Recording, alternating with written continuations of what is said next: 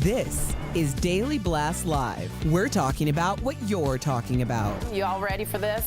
Dun dun dun dun dun. This is a sham. No. Y'all, just stop. Welcome to DBL. It is Friday, November 19th. We needed this Friday. I'm Tori here with Eric and Al, and I think we all look amazing. I think you guys. You guys are shining today. You too. I look like security. Like cool security in the lounge that I probably couldn't get into. Thank you. Guardian of the door. That's all right. That's what I want to see. All right, we have updates on the two big trials we've been following. First up, in the Kyle Rittenhouse murder trial. So the jury continues deliberations now for the fourth day. The judge in the case banned MSNBC from the courthouse after a freelancer for the network allegedly followed jurors in their bus. Meantime, in the trial of the three men accused of killing Ahmaud Arbery, the defense rested its case yesterday. We want to see this clip of the cross-examination of Travis McMichael. Remember, Travis McMichael is the one who fatally shot Arbery, claiming in his case that this was self-defense. Take a look. And at this point in time, when you first see him on Burford, he's not reaching into his pockets. No, ma'am. Not running, no, ma'am. And he never yelled at you guys? No, ma'am. Never threatened you at all? No, ma'am. Didn't brandish any weapons? No, ma'am. Didn't pull out any guns? No, ma'am. Didn't pull out any knife? No, ma'am. Never reached for anything, did he? No. He just ran? Yes, he was just running. You will hear that cross-examination for the rest of history in law school and everything. That line, he was just running, ruined his entire defense and will stick out as the tragedy in my mind of what was Ahmaud Arbery just out for a jog. He was just running. What do you think, Al? But I mean, and I'm not trying to make light of this at all, Erica, but the way he was answering questions is the way, like, and I can only speak from a male's perspective, when you're in trouble with your partner and they're asking you questions and you know where it's going and you can't stop it because every question is so factual. It's like, so you went to the party? Yes. And you didn't come back at midnight? No. Like, you just know that, and you can't stop it because everything is just a hard stop fact. And that's the beauty of that cross-examination, Erica, is like nobody in a world of spin where your job is to spin every story and spin every line, the truth is so powerful that even he couldn't do it on the stand in real time. Yeah, you know, the truth is very powerful. And, you know, I don't want to minimize this case and what this trial truly means. The fact that Ahmaud Arbery is no longer with us and the reasons why, which were for no reasons at all, other than hate and racism. And when we're really looking at things, it's like, you know, people go out of their way to harm other people. And it's like the casualty that no one really thinks about is the fact that you will always hurt yourself trying to hurt someone else. Wow. And when I look at this situation, it's so nonsensical in a way that hurts me on such a deep level because, you know, I just think, you know, my younger brother came in last night. You know, he's a former football player and athlete, and he was always out, and I would always be so worried about him. You know, all the situations that he would be in as a college athlete, you know, how people would like really be coming for him because he stuck out in such a prominent way. Right. And, you know, it's just like, I was just sitting there looking at him last night, just thinking about everything that's happening in this world and how he's chosen to navigate it in a very quiet and private way. And I think a part of that has to do with the indictment on his life at all times. Wow. So when I look at this, it's so profoundly deep because when I look at Ahmaud Arbery, I see my brother. Your brother. Can I ask you guys something that I spoke to my producers about and I've been thinking about it a lot? For some reason, race has not been a big part of this trial. The prosecution never brought up the fact that the N-word was used allegedly right over Ahmaud Arbery's body. The Confederate flag situation, racism purposely and deliberately was not on the table. Why was that? Do you think that's useful or do you think that that was a miss? You know, it depends on what the prosecution was trying to do. It's a deliberate move. Because if they don't involve race, because they're just people that just straight up don't think that racism exists. They think kind of like after 1968, civil rights, they're like, everything's been cool. You can go to the same movie theater as me. I don't want to hear it. I don't want to hear your complaints about, you know, the things stacked against you. There's no racism anymore. So if you introduce that, even though the N-word is a good indicator, right. You know, what happened is a good indicator. If once you introduce racism, you then give them a platform to find that one juror that doesn't think it exists. Right. So that's what I think the strategy was. I couldn't agree more, Al. And I think when we're talking about, I mean, these are 12 citizens. Everyone could have of his peers. That's right. Yeah, very well. Yeah, of his peers. Very different experiences, but like, I mean, we see it every day. We have a format where people are able to communicate with us in very real time. And the moment that if I mention, like if I even mention facts about my life, like I am a black woman, Lord, she's using the race card. Really? I can't believe. And why does everything? I mean, people will. Well, you are an angry black woman. Yeah, of course, the angry black. How many times has that been said? But people will tweet at noon on a Sunday, like, y'all, I have not been on the air for almost 48 hours. Okay. I have not even posted in 5 days, and I will get some random tweet about how I'm talking about race. Wow. You have been harboring this in your mind, body, and spirit in 48 hours since you've even heard anything from me. You want to reach out to me to say that? That's how deep it cuts. That's why I always say it. I don't want to minimize it, but it's like, if it don't apply, let it fly. But you're telling me more about you and how your mentality works than anything I could possibly say out of my own mouth. You're triggered because it cuts so deep. And when people don't want to admit how deeply it cuts, it comes out in other ways, in bias, in racist intentions. Right, yeah, Erica, and I didn't want to cut you off, but like what you said made me start thinking immediately that race is such a scar and an embarrassment to this country that people don't want to talk about it now. People don't want kids to learn about it now.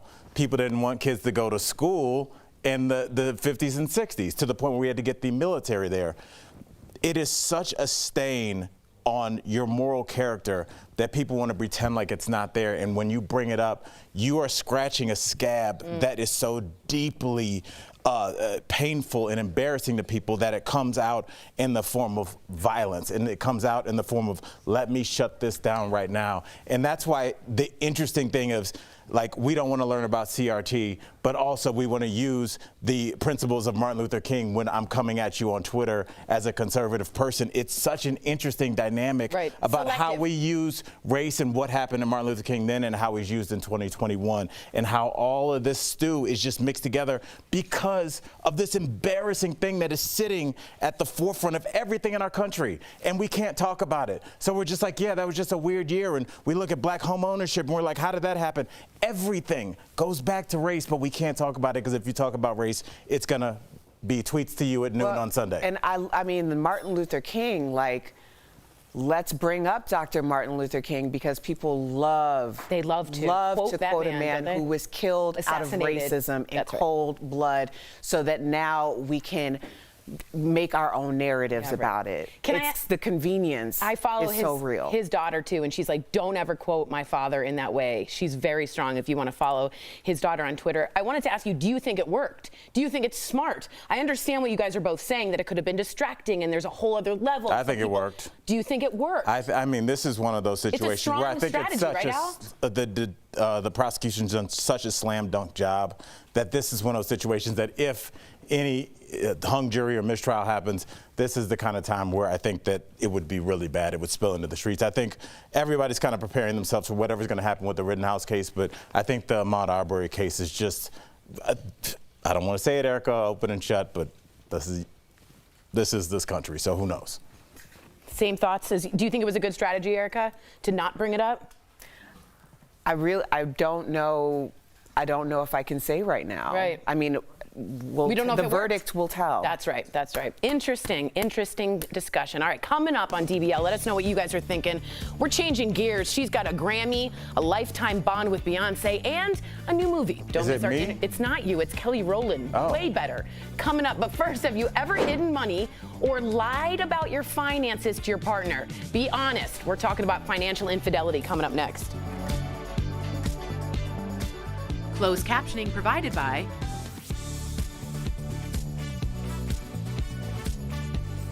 Okay, so right now what's happening is Erica's getting complimented by our executive producer. Just show them real quick.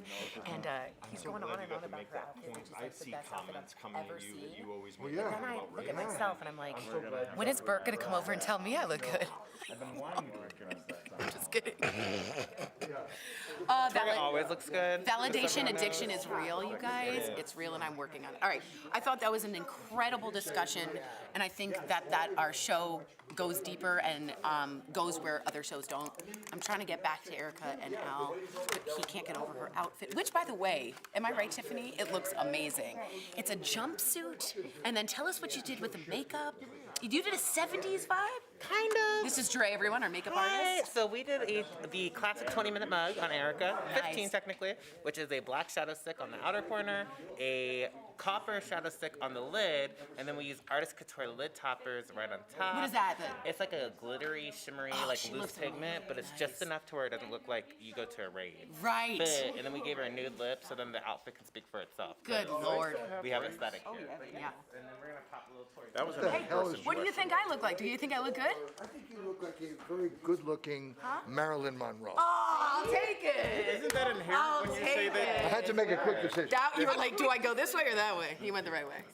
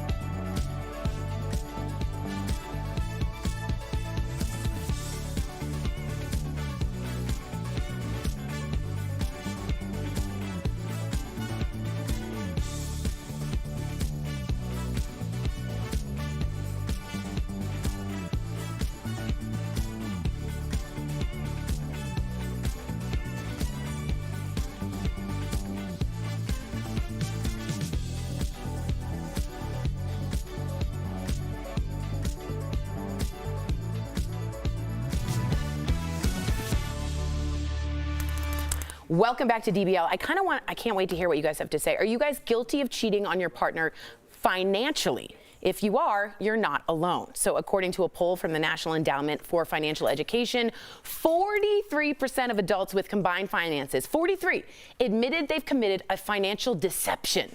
39% hid a purchase, bank account, statement, bill, or cash from their spouse. And 21% admitted to lying about their finances, debt, or how much they made. I prefer financial deception. That doesn't say, did you lie? Did I do financial deception? Maybe. Erica?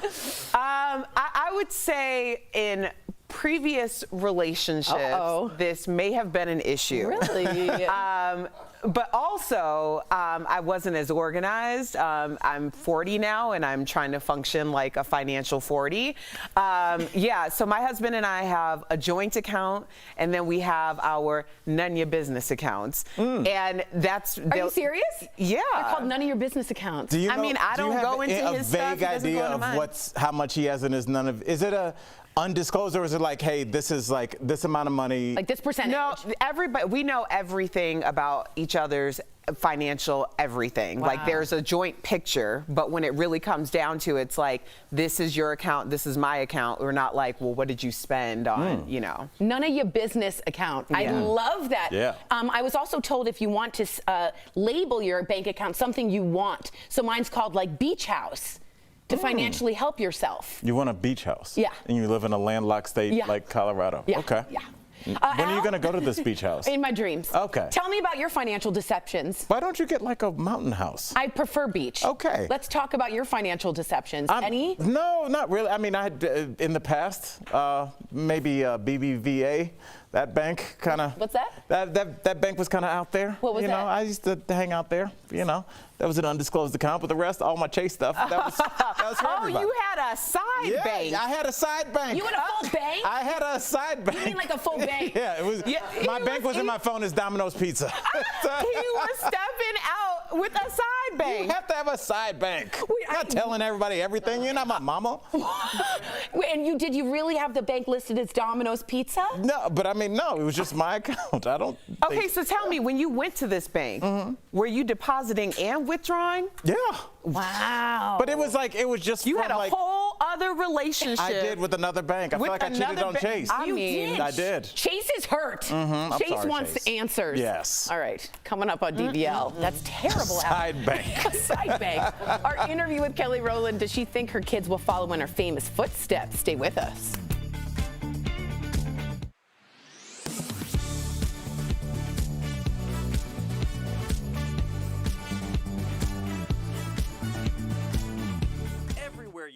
Gas prices are up, and if it feels historic, it is. According to fuel analyst watchdog Gas Buddy, the prices at the pump have reached a 7-year high. With gas prices rising, it may be tempting to swap out that premium gas you've been paying for and use the cheaper unleaded. Let's verify. Can you damage your engine if you put the wrong fuel in your car? To find out, we asked Keith Brown, an automotive instructor at Northern Virginia Community College in Alexandria, and the fuel analyst watchdog, Gas Buddy. Well, to start, Keith Brown explained that different engines require a different type of gasoline.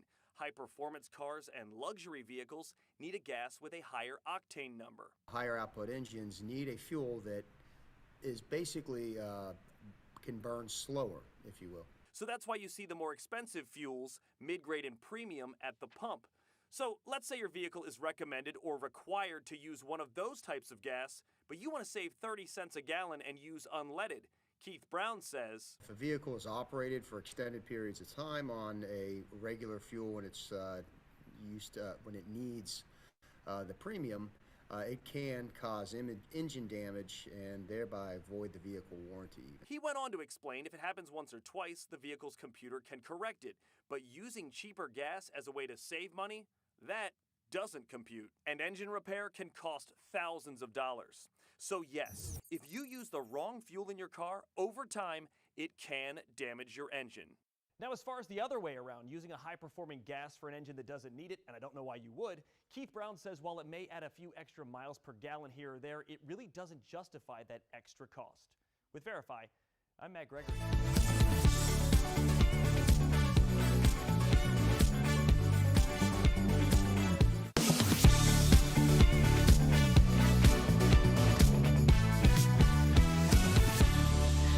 Welcome back to DBL. My good sis is a Grammy Award winner, a member of one of the most successful girls groups of all time, Destiny's Child, of course, and she's here to get us in the holiday spirit. We talked with Kelly Rowland earlier in today's Chatting with the Stars.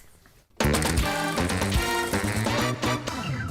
want our Christmas to be just like this, peaceful and relaxed.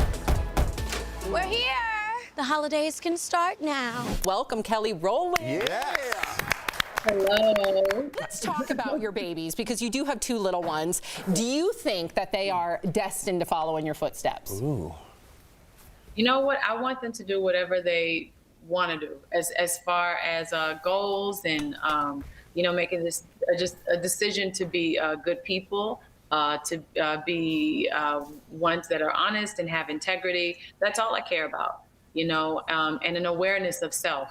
I have this thing about being a parent where I don't want the world to tell my kids who they are. I love it. And Kelly, I'm a parent of 2 little boys as well as you are. What's your best holiday tradition with your 2 little boys? Because ours are young, 5 and 3. And you go get an ornament. Yeah, and we're starting to build up like little traditions. Do you have one that sticks out in your mind? One that I love is cooking. I love baking with Titan. He loves getting his hands dirty. Aww. So we love being in the kitchen. We love hanging out. And he's just really the best kid.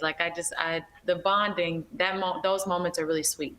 Yeah, it's everything, and you know, Jeff, I see you tearing up a little bit. Well, I mean, I feel the same way. Kelly, you need to know. Like super famous but super real. I love that y'all go back and forth with each other. We truly love this. The cameras just happen to be on. We're like this all the time. Yeah. What is the most memorable Christmas gift that the Queen Beyonce has given you over the years?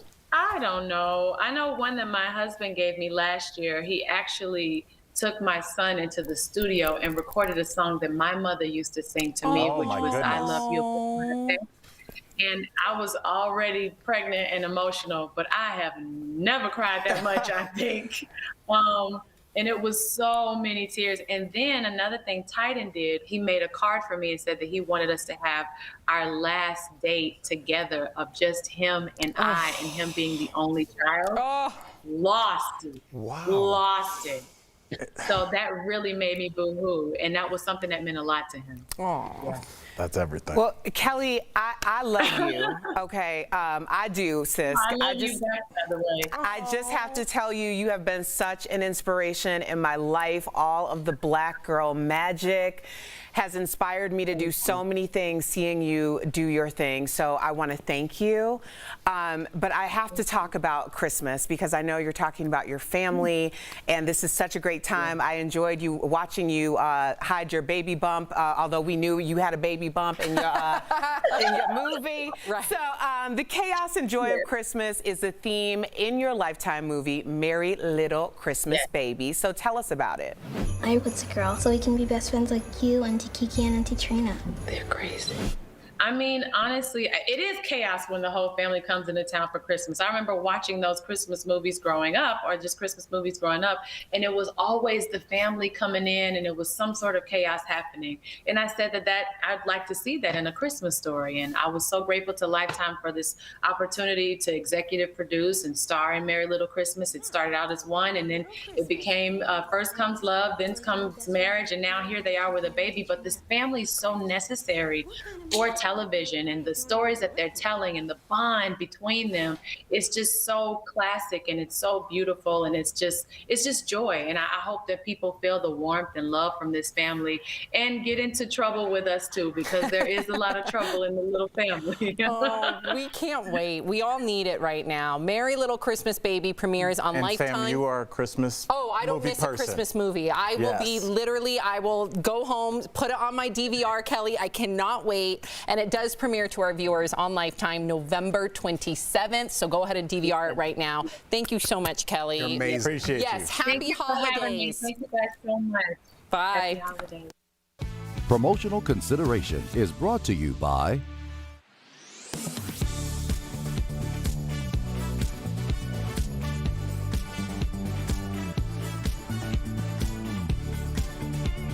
Warning of a deadly parasite that enters the body through bare feet started popping up earlier this week on websites. Verified viewer Jane sent us these from the Steve Harvey Morning Show and a Los Angeles radio station and asked if it's something she really needs to worry about. So, let's verify. Is there a potentially deadly parasite that infects people through bare feet in the U.S.? Our sources are the Centers for Disease Control and Prevention, a professor at Baylor College of Medicine, and the American Society of Tropical Medicine and Hygiene. The parasite in the article is called a strongyloid, which lives in the soil that's contaminated by human feces.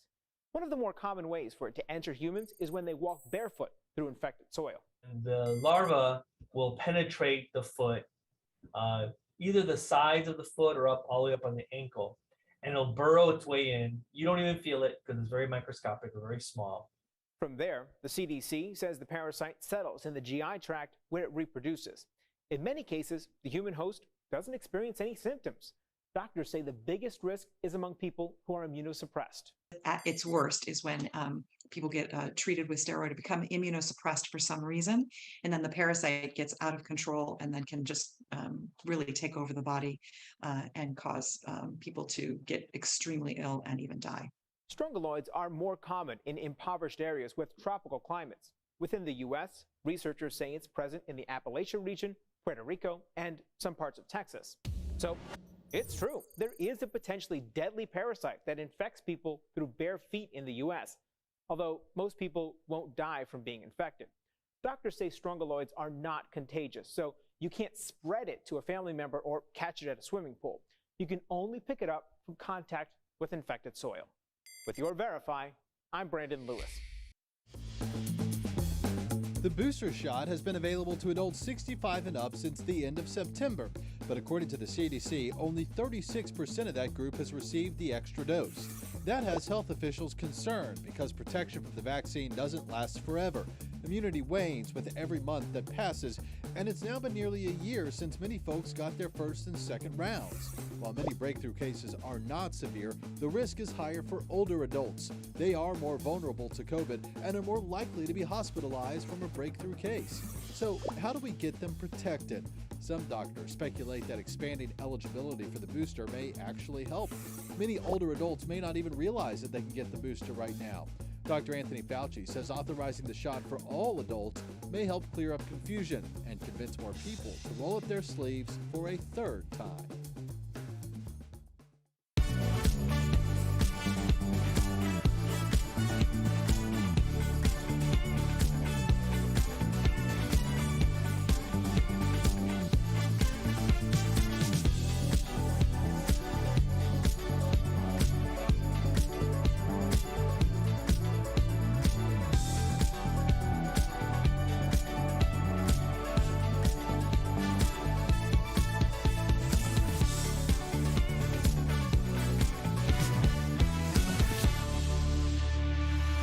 Welcome back. If you're hitting the road this holiday season, we've got some tips. That's today's Auto Alert, sponsored by Ox Car Care. Yeah. I like that music. All right, first, make sure your car's serviced and running well before your trip. AARP also says to sign up for some prepaid toll programs. There are 19 states that offer the Easy Pass toll system, so sign up for the program to save you some time. Next, this might sound crazy, but take along a paper map. You never know when cell coverage may drop. I bet people don't know what that is. My kids wouldn't know what that was. Lastly, bring your own water and snacks. That way you can avoid long lines at rest stops or having to detour to find food. Don't forget to get an auto protection plan. Ox Car Care is dedicated to providing you with an amazing plan that works with your budget. Give them a call, 1-800-211-3448. I do want to mention we put out a poll. Are you guilty of financially cheating on your partner? 90% of you said no, and then many of you wrote, I ain't putting myself on that poll. A lot of you are like, That's I know smart. better. And also, really quickly, that Easy Pass, that Ox Car, that best advice. It doesn't get an Easy Pass. It's such a big thing, such a big deal, especially around this time of day. Yes. Easy Pass. Get it DBL's done. new every day. Have a safe weekend. We'll see you Monday, same time, same place. We're so grateful you're with us. Bye, guys.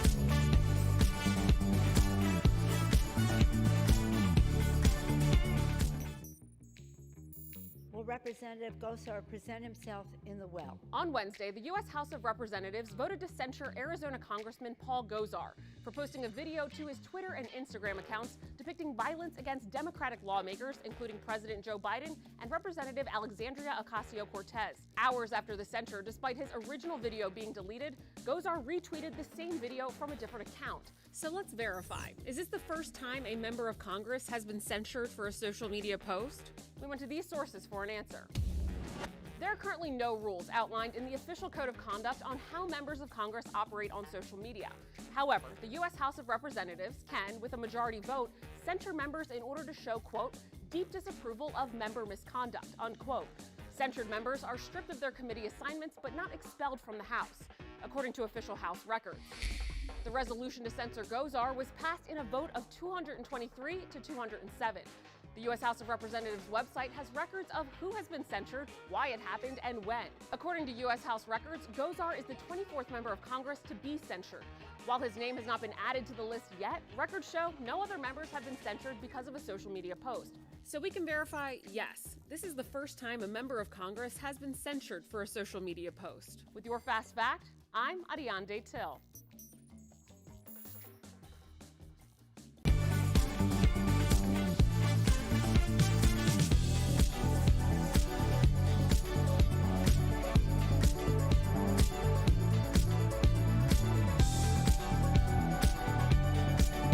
Here's what we're talking about today on Daily Blast Live. The man who shot and killed Ahmaud Arbery admits he was not threatened before the altercation. Did his self-defense claim crumble on the stand? Have you ever hidden money or lied about your finances to a partner? Why almost half of adults admit to financial infidelity. Adele shares the moment she told her son about her divorce on her new album. Mummy's been having a lot of big feelings recently. Was this too personal? And in just minutes, Marie Osmond and Ernie Hudson will be here live. Oh my gosh. Are you insane? This is a sham. No. Y'all, just stop. Finally here, drum roll. Welcome to DBL. It's Friday, November 19th. I'm Tori in for Sam today, and I'm here with my good friends Al, Jeff, Erica. Let's get straight to it. We have a big update for you on the Kyle Rittenhouse trial. The jury came back with a verdict and found him not guilty on all counts in the shooting of 3 men, 2 fatally during a night of unrest in Kenosha, Wisconsin in August of 2020. Here is Kyle reacting to the news. Take a look. As to the 5th count of the information, Gage Grosskreutz, we the jury find the defendant, Kyle H. Rittenhouse, not guilty. Members of the jury, are these your unanimous verdicts?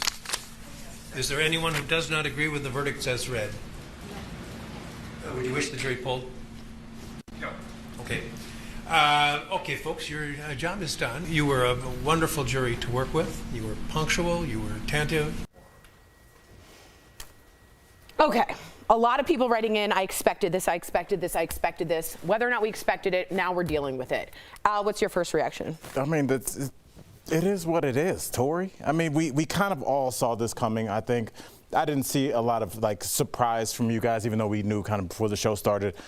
Kyle Rittenhouse, and I said this months ago, is going to be the face of the new alt-right because he embodies everything that the Republican agenda is. It's a young, aggrieved white male taking up arms and doing what the law can't or won't or should not, whatever, however you look at it.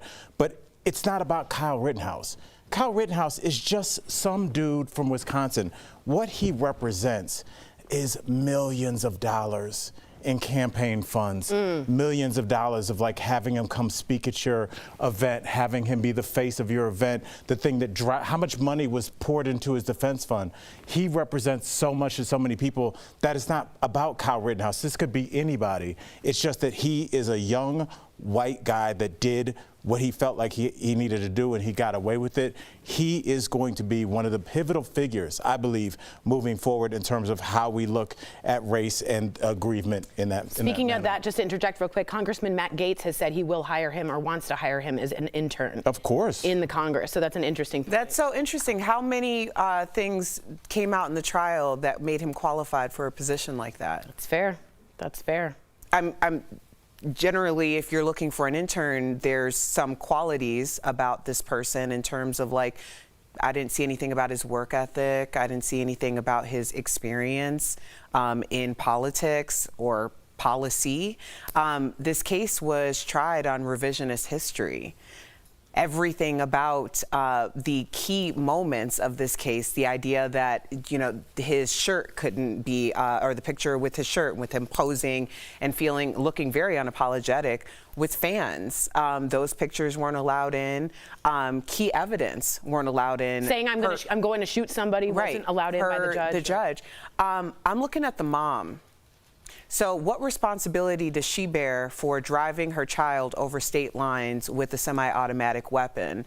Can she still face charges? Because at this point, it does seem as though there's something at least there for her And there's some people are saying that he told his mom one thing and his dad another. Again, the dad lives in Kenosha, and he might have been lying about that.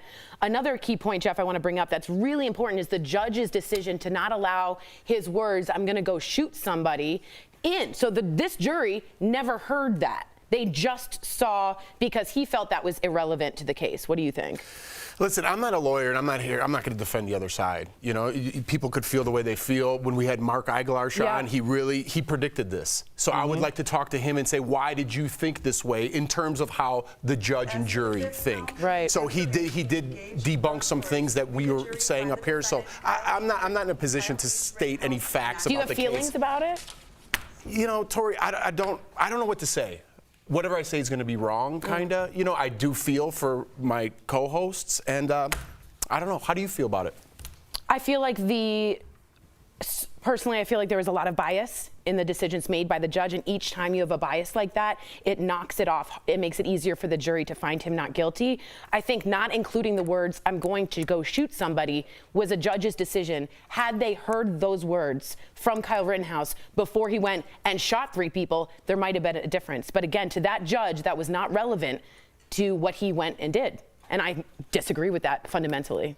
Well, we'll see where this goes, because don't forget there's also an element to this where, you know, there's a freedom to assemble that's in the Constitution, so you can't really legally break that up, even though we did see that. But now, what are you incentivized? What are you doing now? You're now incentivizing people that are not police officers to, if there's a protest that they don't like, you can go break it up with a gun. And there is precedent now. This is not law enforcement now. You're now giving the biggest dog whistle ever that if somebody's protesting something and you don't like it, maybe you should get your gun and go down there, and whatever happens, we got your back in court. Maybe they're not even protesting. Maybe it's just large crowds. I mean, do we not see how close all of this is? Right. School shootings, mass shootings at concerts, big group events, like all control it. Yeah.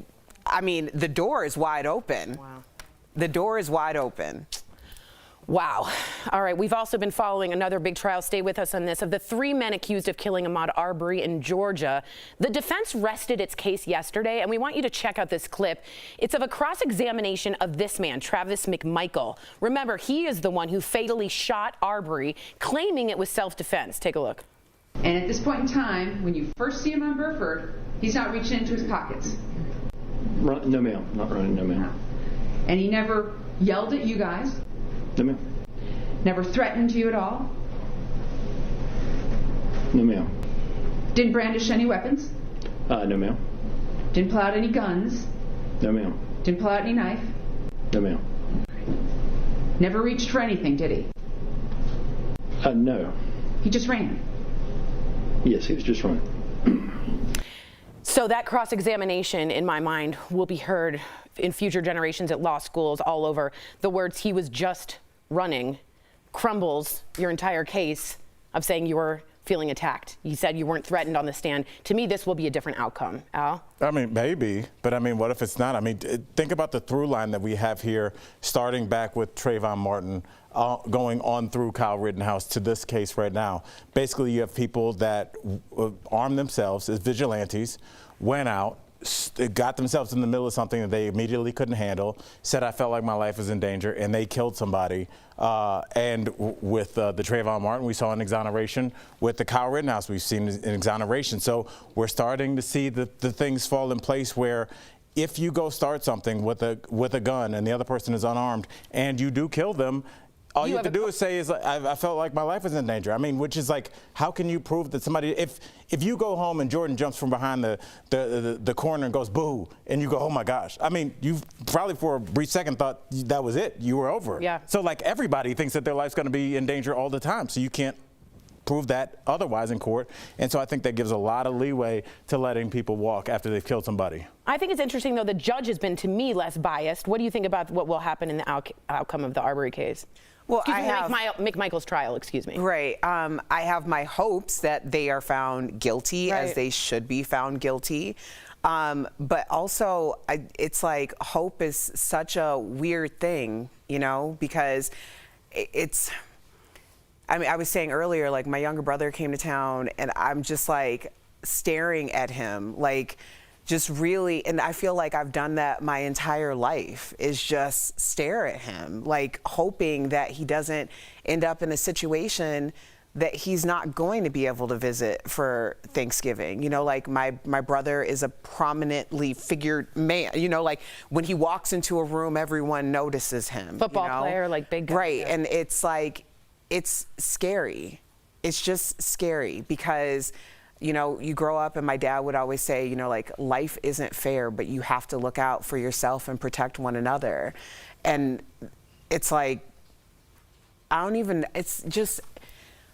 know what to say anymore. Yeah. Like this trauma for the past year and a half has been unbearable. Yeah. Like I'm not even the same person I was before. I don't even know where that girl is. Yeah. Like I'm so sick of like getting emotional. I'm so sick of like feeling like there's nothing I can do, and then when I do something it doesn't feel like it's enough, and you're questioning and other people question you and your intentions. It's like there's no winning in any of this. Like at all. Yeah. And it's so ridiculous. You look at this trial, you look at this man admit over and over again, there was no reason for them to stalk Ahmaud Arbery, for them to shoot Ahmaud Arbery. There was no reason for it. How do we make sense out of nonsense? Fair. Like, how do we do this? Fair. Thank you for your honesty, Erica. We are, as always, very honest here. And don't forget the police weren't investigating it. We'll be right back. Call that a fun fact. Closed captioning provided by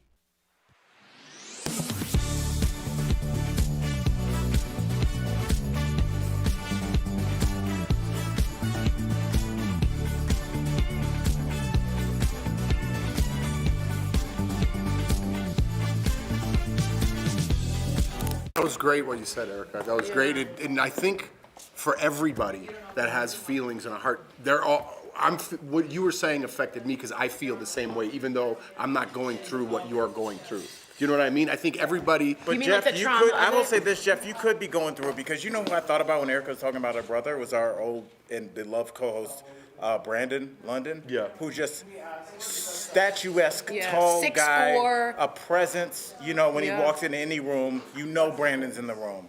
And like, imagine we got the phone call that something happened to Brandon, and you turn on the news and they're like showing weird, shadowy pictures of him, like looking menacing, and it's like, you think about. I always say, look at the pictures that we all know of Trayvon Martin, and then look at the pictures of the guy that Brian Laundrie. Mm-hmm. Every picture they shows like he just discovered America or something. He's like on a hike standing in there the with his mountains. arm, like all these like crazy. The guy that put his daughters in that barrel and his wife.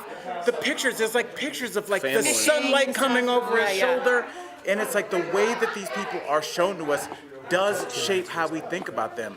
And that's probably what would get me the most is like, not only when somebody's life is taken, but like to just take somebody's whole image and who they were and just make Brandon London look like he was like some menacing guy when he's like a gigantic teddy. But that's how you have to sell that image to the public, and that's what we do is we don't realize we're losing so many good people, so many quality people, because there have been so many radicalized people. Like I say all the time, Kyle Rittenhouse was radicalized. He was a kid that was compelled to get an army-style gun and drive across state lines and shoot people. Like, how do we get there? How does a 17-year-old get there? And I think that's the bigger question. It's like it's a 24-hour radicalization of these people.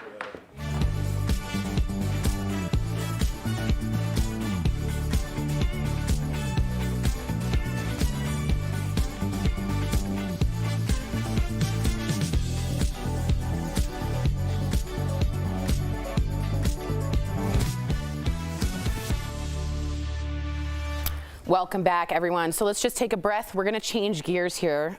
We want to move on to this story. You guilty of cheating on your Oh, I didn't see the rest of it. partner financially. Wow. According to a poll from the National Endowment for Financial Education, 43% of adults with combined finances admitted they've committed a financial deception. 39% hid a purchase, a bank account, a statement, a bill, or cash from their spouse. And 21% admitted to lying about their finances, debt, or how much they made. Are y'all financial liars? I have been in the past. But you know what? And it's weird. I feel like I'm lying. I was lying to myself more than anything. Oh, really? You know, because like when you don't want to like really want to look at like your student debt, so you're like, oh, it's not that bad. And then you go, oh my goodness. I think a lot of times you're lying about like how much debt you have and also what you like to spend your money on. And when a partner comes into your life and you need to tell her, hey, like on Friday nights I spend a couple $100 at the bar. Like it's hard to tell somebody that, but it's true for a lot of people. My wife is guilty of this. You've told me this. All my cards. She has all my passcodes. She has everything. She's got an account. I don't know the code to get in there. I don't know how to get. She's got cards I don't use. So our money is our money. Her money is her money. Yeah. Well, that's the way it is, right? My husband and I have everything set up. There's a transparency to everything, but we're definitely joint account. Our none your business accounts, which are separate. I love that. But then also when it comes to the credit cards, that gets a little murky because sometimes it's not that I'm trying to hide it. It's just I don't want him to know. Like those are two different things. That's hiding it. It's not hiding it. Yeah, I just don't want him to know. What is the difference between them? Because like I didn't hide it, I put it right in the paper shredder. It's like I'll do these. I used to do these lunches, and I would go to like a nice lunch or whatever, and it's not that I was hiding it. I'm like, it's for me, and I don't want them to know. Like, if I'm gonna have a lunch by myself and I'm gonna eat nice or whatever, like, it's my business. None your business, right? Am I saying it right? It's none your business. It's none your business Sounds account. like a cute way to say hiding it. Yeah, it sure does. Coming up on DBL, we have a Ghostbuster. Yeah, we have a Ghostbuster here, okay? Yes. Star Ernie Hudson is here live. Does he believe in ghosts in real life? Stay with us.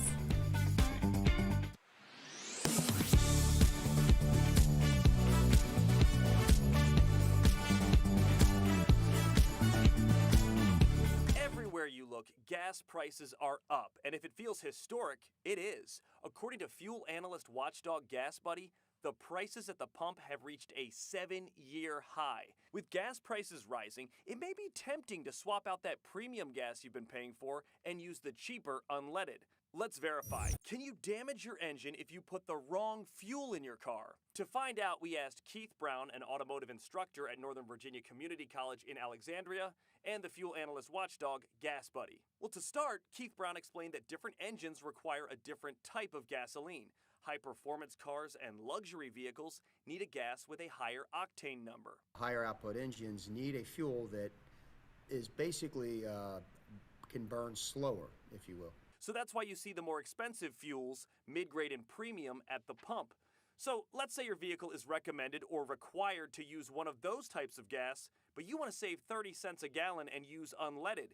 Keith Brown says, if a vehicle is operated for extended periods of time on a regular fuel when it's when it needs the premium, it can cause engine damage and thereby void the vehicle warranty. He went on to explain if it happens once or twice, the vehicle's computer can correct it.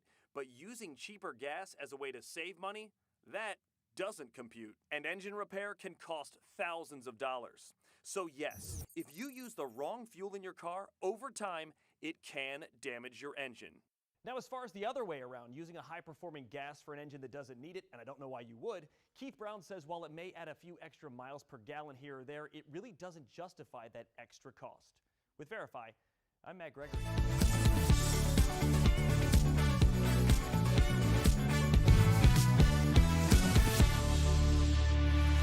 If you can recall, think back, your first time seeing the movie Ghostbusters. Ghostbusters! Ghostbusters! Sorry.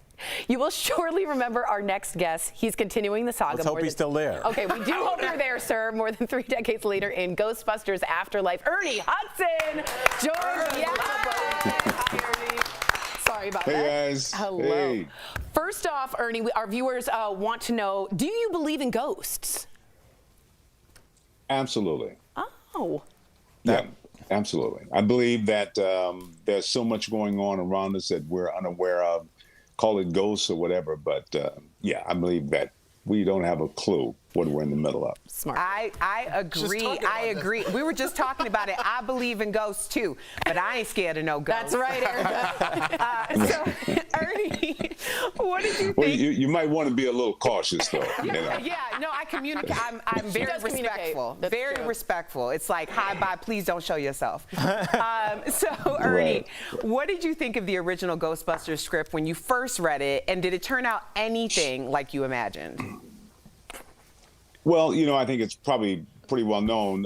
When I first got the script, it was an amazing script. The character was, I felt it was going to be life-changing, and we rehearsed for about 4 weeks, and the day before we were to shoot, they changed the script and took the character out, and it was devastating for me. So a large part of the first Ghostbusters was sort of kind of making peace with that, making sense out of that.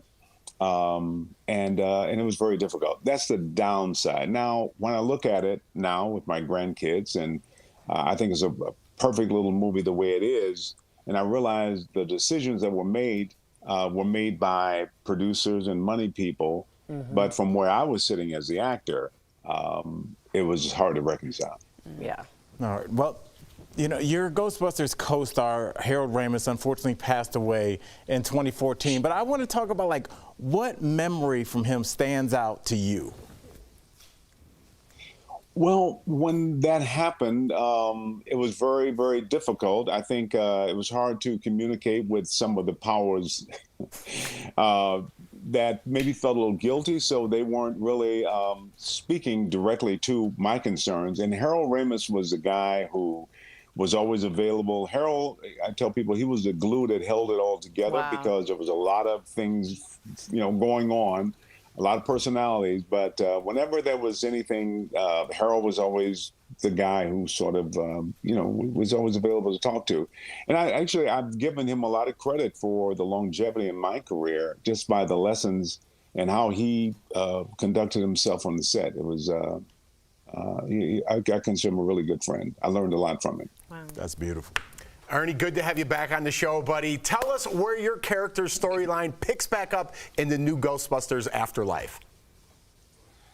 Well, you know, so much happened in the first movie. We just talked about some of it, but Jason Reitman, who was 6 years old when we did the first movie and was always around the set, has grown up to become a wonderful director. He's directing and writing this new, you know, new film.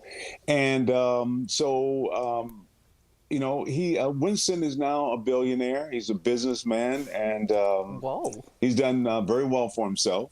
I feel like a little bit of balancing from the first movie, but Winston is, you know, he's very much, doing very, very well. I would say so. And I think the fans would be very, in fact, I've already gotten a lot of response and calls and texts and social media from fans who are saying they feel Winston is finally, you know, recognized or whatever you want to call it. But I love the movie. The movie is really, it's a new generation. So I don't want to say it's about it, but it's a new generation. But I'm very, very happy with the movie. I like to hear that. And I'm glad Winston got us. He did deserve that. I completely agree. I did see Bill Murray say that Jason Reitman was kind of a pain in the patootie on set when he was little. Do you remember that? Is that true? When he was 6 on the original?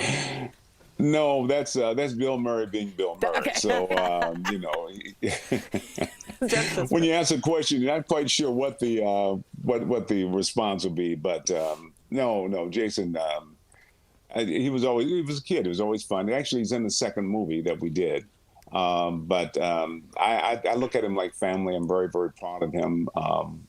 Aside from doing this Ghostbusters, he's always been so. I don't want to say respectful, but he's always been a great kid. That's so awesome. I love it. I love Full Circle. Thank you so much for joining us, Ernie. DBL Nation, you can check him out in Ghostbusters Afterlife. What an honor. Good to talk to you again, Ernie. So good. We'll be right back. Thanks, Ernie. Great talking to you guys. Thanks so much. Thanks, bro. Take care. Promotional consideration is brought to you by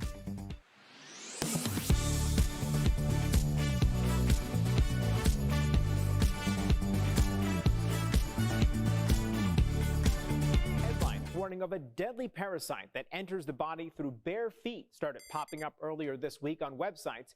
Verified viewer Jane sent us these from the Steve Harvey Morning Show and a Los Angeles radio station and asked if it's something she really needs to worry about. So, let's verify. Is there a potentially deadly parasite that infects people through bare feet in the U.S.? Our sources are the Centers for Disease Control and Prevention, a professor at Baylor College of Medicine, and the American Society of Tropical Medicine and Hygiene. The parasite in the article is called a strongyloid, which lives in the soil that's contaminated by human feces. One of the more common ways for it to enter humans is when they walk barefoot through infected soil. The larva will penetrate the foot, either the sides of the foot or up all the way up on the ankle, and it'll burrow its way in. You don't even feel it because it's very microscopic or very small. From there, the CDC says the parasite settles in the GI tract where it reproduces. In many cases, the human host doesn't experience any symptoms. Doctors say the biggest risk is among people who are immunosuppressed. At its worst is when people get treated with steroid or become immunosuppressed for some reason, and then the parasite gets out of control and then can just really take over the body and cause people to get extremely ill and even die. Strongyloids are more common in impoverished areas with tropical climates. Within the U.S., researchers say it's present in the Appalachian region, Puerto Rico, and some parts of Texas. So, it's true. There is a potentially deadly parasite that infects people through bare feet in the U.S., although most people won't die from being infected. Doctors say strongyloids are not contagious, so you can't spread it to a family member or catch it at a swimming pool. You can only pick it up from contact with infected soil. With your Verify, I'm Brandon Lewis. The booster shot has been available to adults 65 and up since the end of September, but according to the CDC, only 36% of that group has received the extra dose. That has health officials concerned because protection from the vaccine doesn't last forever. Immunity wanes with every month that passes, and it's now been nearly a year since many folks got their first and second rounds. While many breakthrough cases are not severe, the risk is higher for older adults. They are more vulnerable to COVID and are more likely to be hospitalized from a breakthrough case. So how do we get them protected? Some doctors speculate that expanding eligibility for the booster may actually help. Many older adults may not even realize that they can get the booster right now. Dr. Anthony Fauci says authorizing the shot for all adults may help clear up confusion and convince more people to roll up their sleeves for a third time.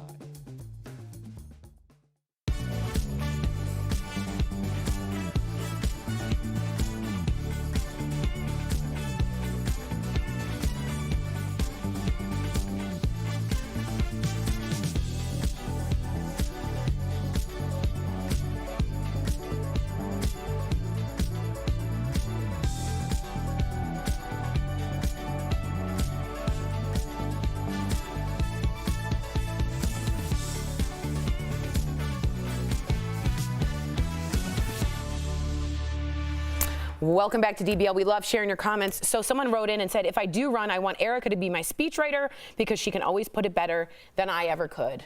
Run where? Run for office. Oh, that might have been important. If I go for a jog, I would like Erica with me. It was very opaque what you said. And they did ask I could be their campaign manager, so that's exciting. I don't think they put that. They did. I'll show you. They did. If you're leaving us, you can watch the second half of the show online. But if you are sticking around, you're way cooler. Here's what's coming up. Adele shares personal recordings of conversations with her son, and we want to know your thoughts on her decision to include them in the album. And Meghan Markle and Ellen DeGeneres team up for a stunt on the streets of L.A. Wait till you see what they did.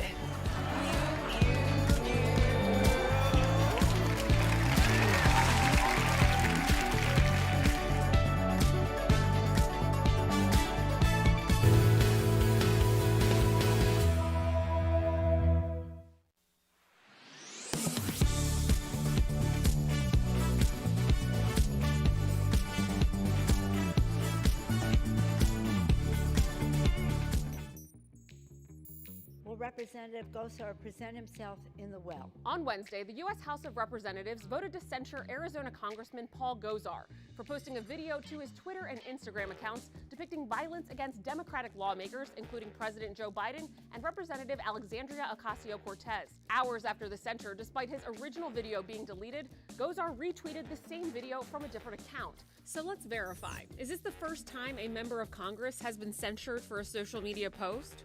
We went to these sources for an answer. There are currently no rules outlined in the official code of conduct on how members of Congress operate on social media. However, the U.S. House of Representatives can, with a majority vote, censure members in order to show, quote, deep disapproval of member misconduct, unquote. Censured members are stripped of their committee assignments but not expelled from the House, according to official House records. The resolution to censor Gosar was passed in a vote of 223 to 207. The U.S. House of Representatives website has records of who has been censured, why it happened, and when. According to U.S. House records, Gosar is the 24th member of Congress to be censured. While his name has not been added to the list yet, records show no other members have been censured because of a social media post. So we can verify, yes, this is the first time a member of Congress has been censured for a social media post. With your Fast Fact, I'm Ariane Till.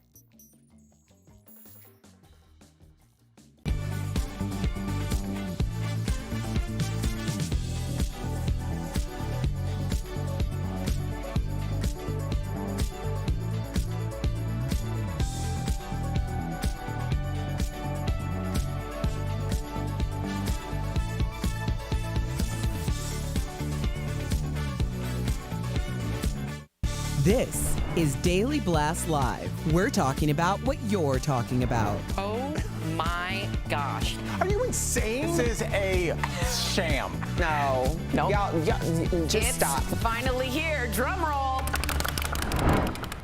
When love is a game to play, and I am Welcome to Daily Blast Live. That's the track Love is Game from Adele's new album that dropped today, 30. I'm Tori, I'm in for Sam, and I'm here with my good friends Jeff, Al, and Erica. The wait is over. I listened to the whole album this morning. You did? The entire thing. Okay, sorry. And she bears it all in the song, specifically in My Little Love. She explains why she gets a divorce to her son Angelo in the song. Take a look.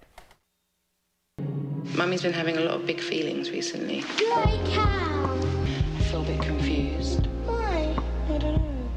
And I feel like I don't really know what I'm doing. Oh. That's all. Whatever. Adele explained to NPR why she included those conversations in the album. So have a listen to this. I made a conscious decision from when I was pregnant, really, when he was born, to always show my emotions to him and not lie, because they see through everything, kids. Like they know, they feel it, And in that, by me being so open and honest with him, we're so close, and he never hides his feelings about anything. So we were just discussing here other artists. Tell them, Jeff. Sorry, you heard me talking when we were cutting back we're and on forth. TV, so talk to them. I know. I thought we were talking about Jay-Z's album. He did something similar with his mom on there, and it kind of has like a same beat. But I was saying I like how Jay-Z did that. Right. I like how she's doing that, kind of like an interlude. Is that what you said? Yeah, That's exactly to what the it is. song. Yeah, it's cool. Beautifully said. So you like it. You don't think it's too much information to hear the sound, to be too vulnerable. Some people are saying, wow, that's a little too much to put on an album. Now, I'm not saying that, but I'm saying some people. People don't like Mother Teresa.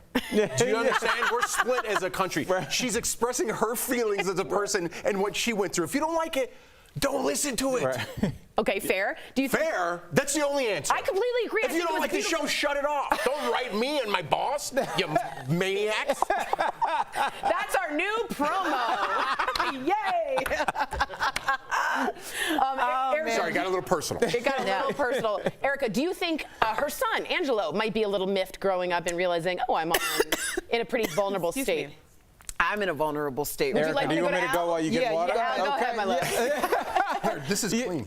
Honestly, I think that this is par for the course in terms of we want more from our entertainers. I agree with you completely. I don't think that in the 80s people knew who Johnny Carson voted for, or if some supermodels going through a divorce. You just kind of saw them in magazines and television and kept it moving. But now people have the Instagram and stories and podcasts. So I know what my favorite singer's basement looks like, or where they live. And so I think a lot of people that connect with Adele connect with her on an emotional level, Erica, and I want to get your point. So her giving more depth to that relationship between her listener and herself, I think is only going to endear them more. Yeah, I think this is really kind of like it's a trend thing, because there was, when you were talking about how celebrities used to be so private, you didn't know anything about. Now we have so much transparency and people are like, it's too much. It's too much. But the truth is, especially in a situation like this where Adele's testimony teaching. And she's testimony teaching to a following that is very much about her story because her story is reflecting their story. Totally. And so I think anytime anyone is this vulnerable and transparent about their story, thank them, because that is a gift. And it's not a gift for everyone. Your story is not for everyone. But there's this thing that, like, when it's not for you, people are like, well, I'm going to interject because you didn't consider my feelings.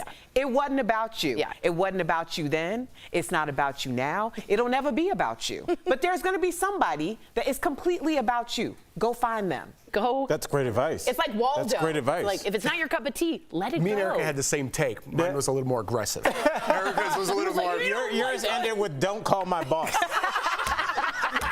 Erica put a little bit better bow on it, but I like a bumper appreciate where sticker. both y'all came from. It was like yours was like garbage can on fire. All right, we're getting more evidence that I can't believe I have to read this story. Pete Davidson and Kim K are for real. I owe you Can all you stop a and just say sandwich. Jeff and I were right? You were right. You were both right. Al, I mean, and if y'all looking for that win, that is I mean, a serious hard stop. Sandwiches coming. I made a bet and I lost. Sandwiches are coming. In fact, I was going to get wings. King of wings. Ooh, I want that. Yesterday, we showed you this post of Kim and Pete wearing matching PJs. How cute, with Flavor Flav in Palm Springs and her mom, Kris Jenner. Now the two were spotted in Palm Springs holding hands. Okay? Kim was wearing sweatpants and Yeezy sneakers. So according to ET, Pete does make Kim laugh, but they're also connecting on a deeper level. Thoughts? Okay. I don't want to boast that we were right. You were right. You were right. Let's get to the point. What do you think about the Yeezys? I'm kind of like interested in that aspect of it. Wearing your ex-husband's sneakers on a date? Where are you at with that? maybe they were the shoes by the door.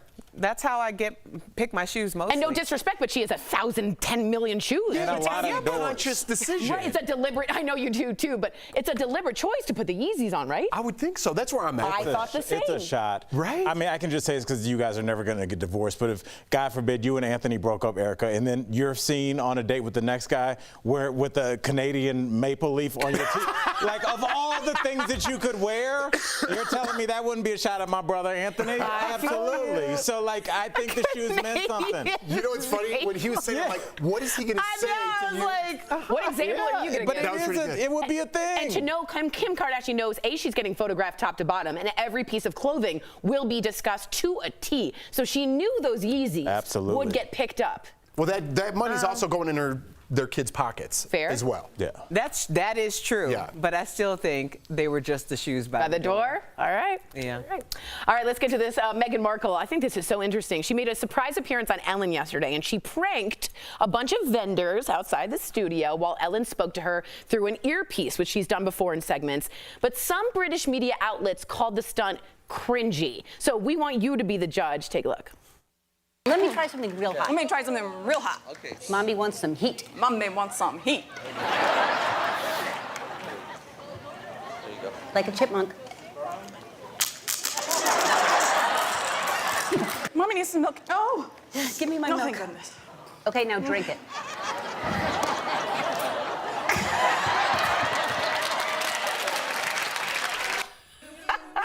She also put on cat ears and sang like a cat in front of a vendor who was clearly somewhat stunned. Was this funny or was this cringy? I'm going to go around the horn and I'm going to start with our comedian. I say that so. Comedian? Okay. I apologize. I thought it was hilarious. Go ahead. I don't know if we can still do the segment after comedy. Okay, we're fine to move on. Very strange. You know, I liked it, but I'm going to say that I get other people that look at her in a certain position and think that that's undignified. But I thought it was great. She's not a princess anymore. But people can't unsee that. That's who they thought she was. She's an actress. Listen. In Suits. She's funny. Sorry. Am I next? Yeah, sorry. Do I have an intro? And now for Jeffrey, come on down. He's not a comedian. No, I'm all for this. You know what I mean? Everyone wants to hate on Meghan Markle. This is a fun side of Meghan Markle. Like it, enjoy it, right? Totally agree. When Ellen does this with Dennis Quaid, it's hilarious.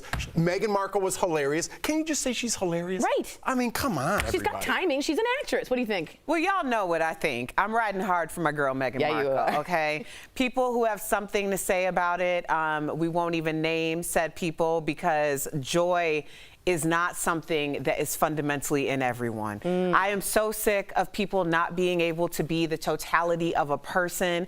This is a full person. Meghan Markle has had a very trying few years, something that most of us will never understand. And the fact that she is on Ellen just living her best life and being light and airy and the totality of who she is, I am here for it. May we all be the totality of a person, because all of this misery, y'all are bumming me the hell out. Bumming me out. You want to respond? I get it, but very quickly, there are positions that people are put in. So like if somebody saw like a former president like Obama doing like a weird skit where he was wearing a chipmunk costume, somebody might be like, you were the most powerful person in the world. I don't want to see you in that position.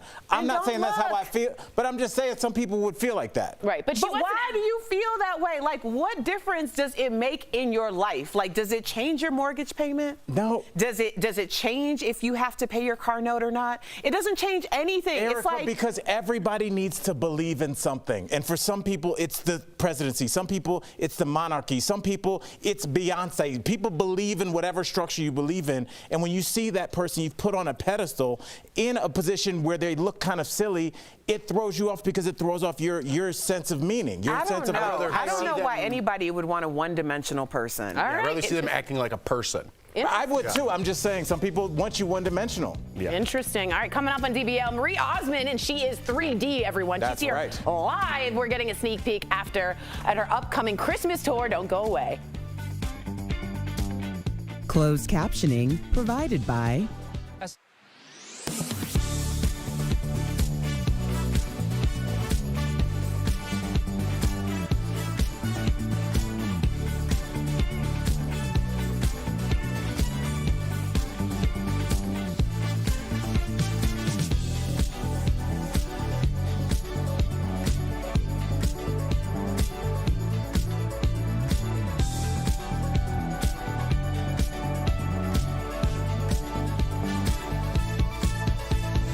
I appreciate Al taking the other side of that, but I don't agree.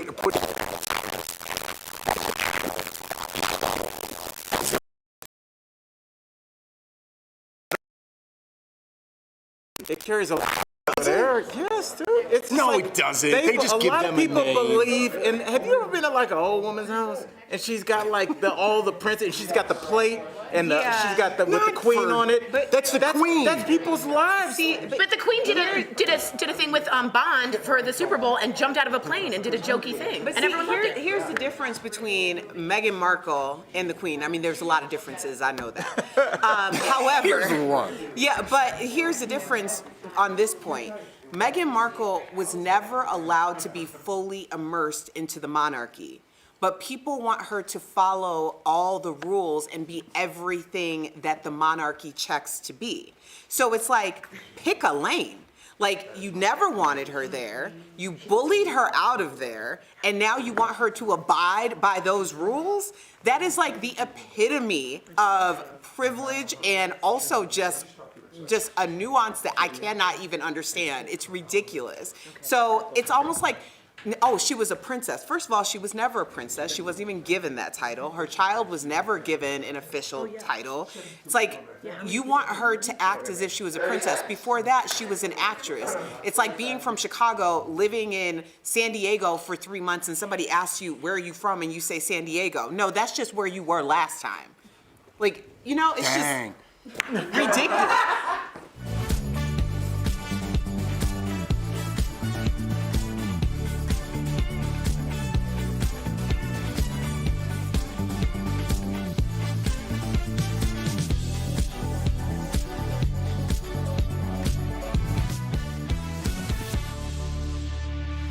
If you think I'd say goodbye, there's just no way. For love like this, baby, you're crazy.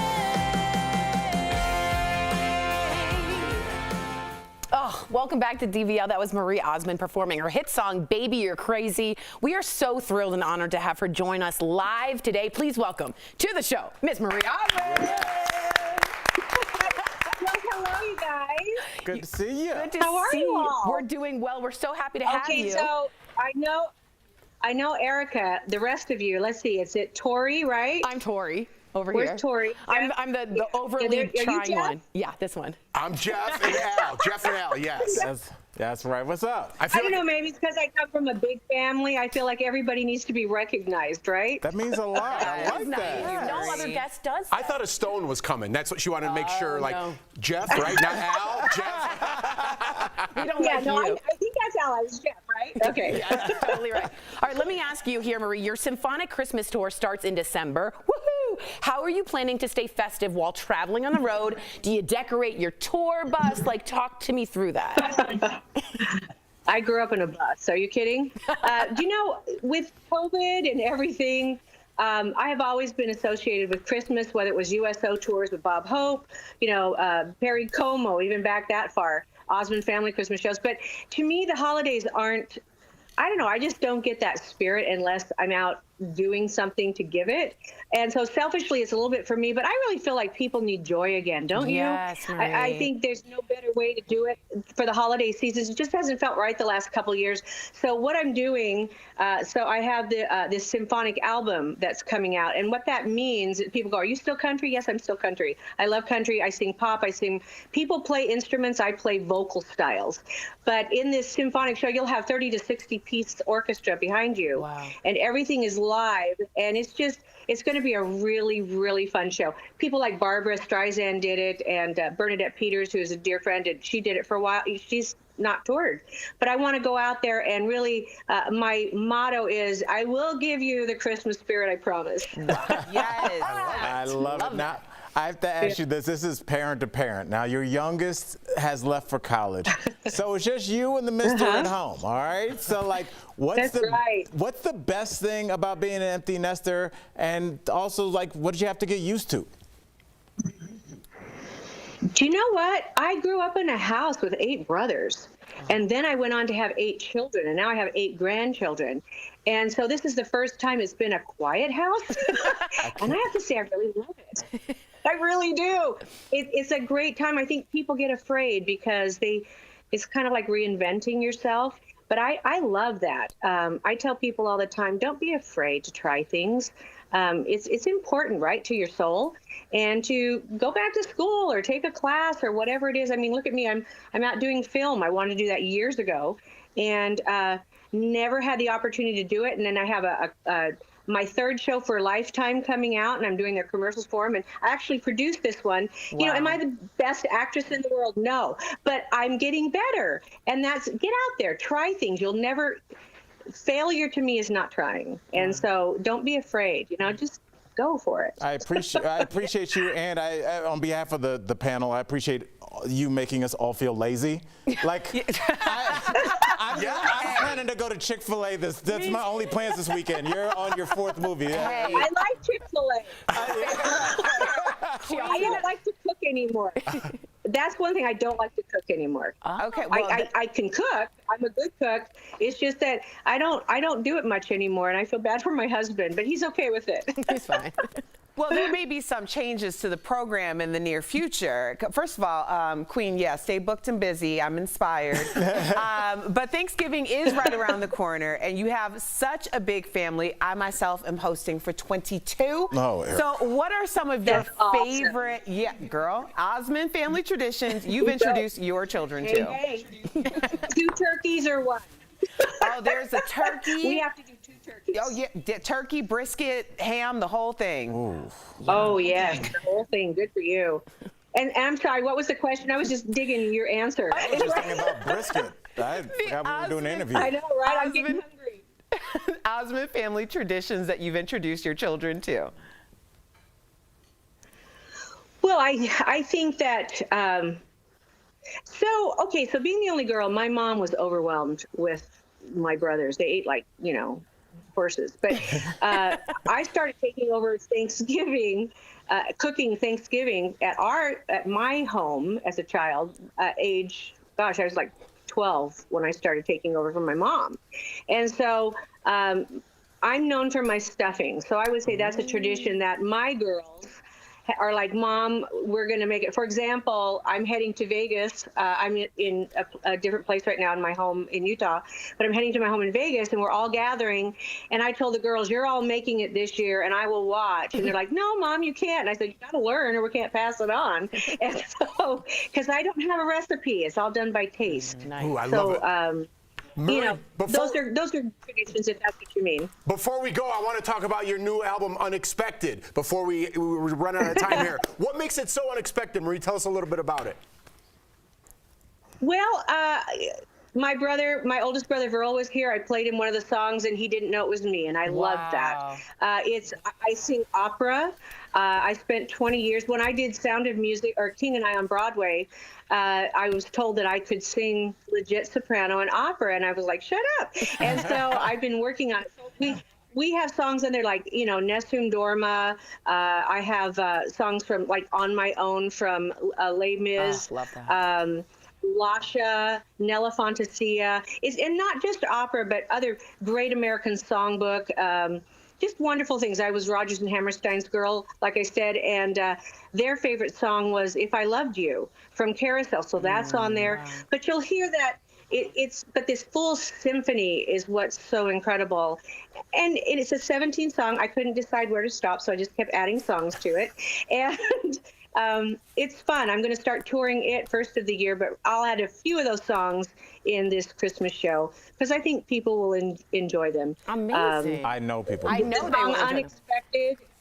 No, I think they'll like the sound of the orchestra with us, is what I'm saying. But the song Unexpected is a song by Andrew Lloyd Webber, and it's dedicated to all my fans. I wouldn't be here 6 decades in this business performing consistently if it weren't for them. And so this album is dedicated to them. Amazing. Marie, thank you so much for chatting us. Get your copy of Unexpected out December 10th. Don't forget to join the panel. There you go. Yes, you are welcome. Check you out come through. Symphonic Christmas Tour. Tickets are available at marieosmond.com. Thanks, Marie. We'll be right back. Come here. Thanks, you guys. You're awesome. Take care.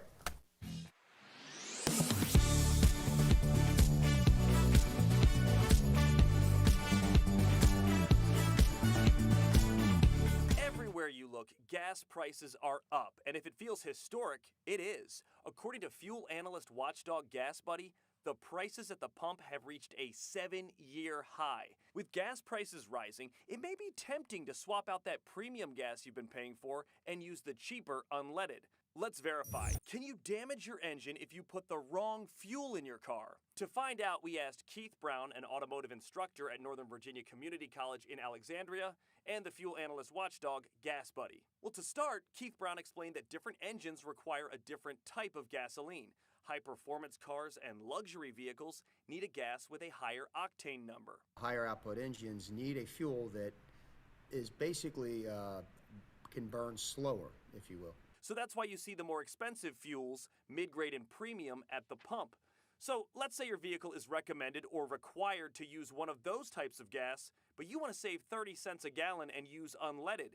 Keith Brown says, if a vehicle is operated for extended periods of time on a regular fuel when it's when it needs the premium, it can cause engine damage and thereby void the vehicle warranty. He went on to explain if it happens once or twice, the vehicle's computer can correct it. But using cheaper gas as a way to save money, that doesn't compute. And engine repair can cost thousands of dollars. So yes, if you use the wrong fuel in your car, over time, it can damage your engine. Now, as far as the other way around, using a high-performing gas for an engine that doesn't need it, and I don't know why you would, Keith Brown says while it may add a few extra miles per gallon here or there, it really doesn't justify that extra cost. With Verify, I'm Matt Gregory.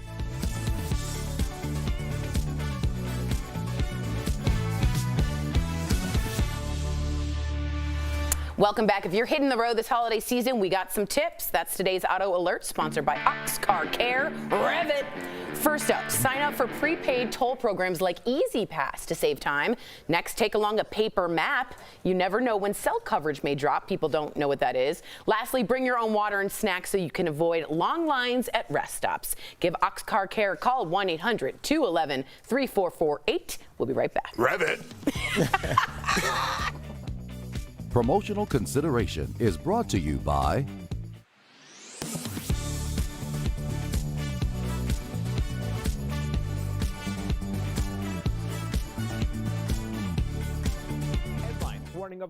deadly parasite that enters the body through bare feet started popping up earlier this week on websites, verified viewer Jane sent us these from the Steve Harvey Morning Show and a Los Angeles radio station and asked if it's something she really needs to worry about.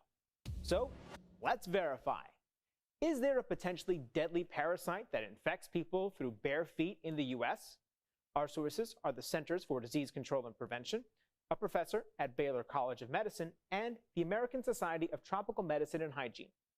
The parasite in the article is called a strongyloid, which lives in the soil that's contaminated by human feces.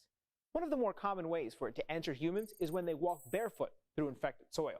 And the larva will penetrate the foot, either the sides of the foot or up all the way up on the ankle, and it'll burrow its way in. You don't even feel it because it's very microscopic or very small. From there, the CDC says the parasite settles in the GI tract where it reproduces. In many cases, the human host doesn't experience any symptoms. Doctors say the biggest risk is among people who are immunosuppressed. At its worst is when people get treated with steroid to become immunosuppressed for some reason, and then the parasite gets out of control and then can just really take over the body and cause people to get extremely ill and even die. Strongyloids are more common in impoverished areas with tropical climates. Within the U.S., researchers say it's present in the Appalachian region, Puerto Rico, and some parts of Texas. So, it's true. There is a potentially deadly parasite that infects people through bare feet in the U.S., although most people won't die from being infected. Doctors say strongyloids are not contagious, so you can't spread it to a family member or catch it at a swimming pool. You can only pick it up from contact with infected soil. With your Verify, I'm Brandon Lewis. The booster shot has been available to adults 65 and up since the end of September, but according to the CDC, only 36% of that group has received the extra dose. That has health officials concerned because protection from the vaccine doesn't last forever. Immunity wanes with every month that passes, and it's now been nearly a year since many folks got their first and second rounds. While many breakthrough cases are not severe, the risk is higher for older adults. They are more vulnerable to COVID and are more likely to be hospitalized from a breakthrough case. So, how do we get them protected? Some doctors speculate that expanding eligibility for the booster may actually help. Many older adults may not even realize that they can get the booster right now. Dr. Anthony Fauci says authorizing the shot for all adults may help clear up confusion and convince more people to roll up their sleeves for a third time.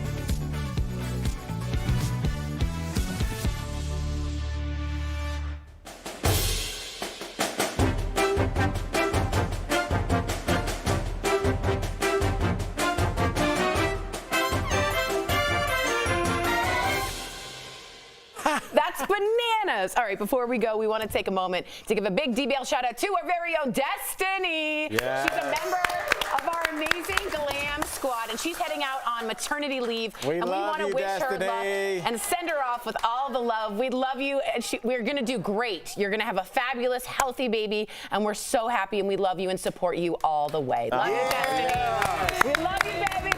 DBL's you every day. We'll see you Monday, same time, same place. Stay safe, y'all.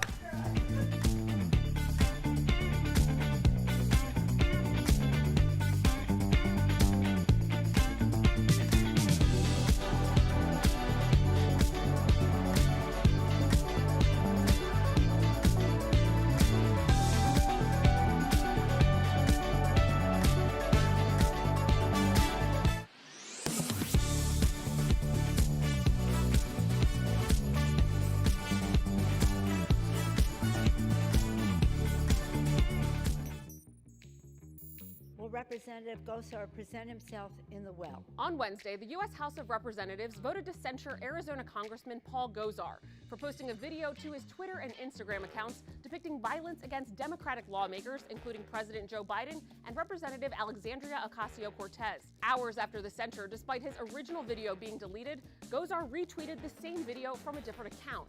So let's verify. Is this the first time a member of Congress has been censured for a social media post? We went to these sources for an answer.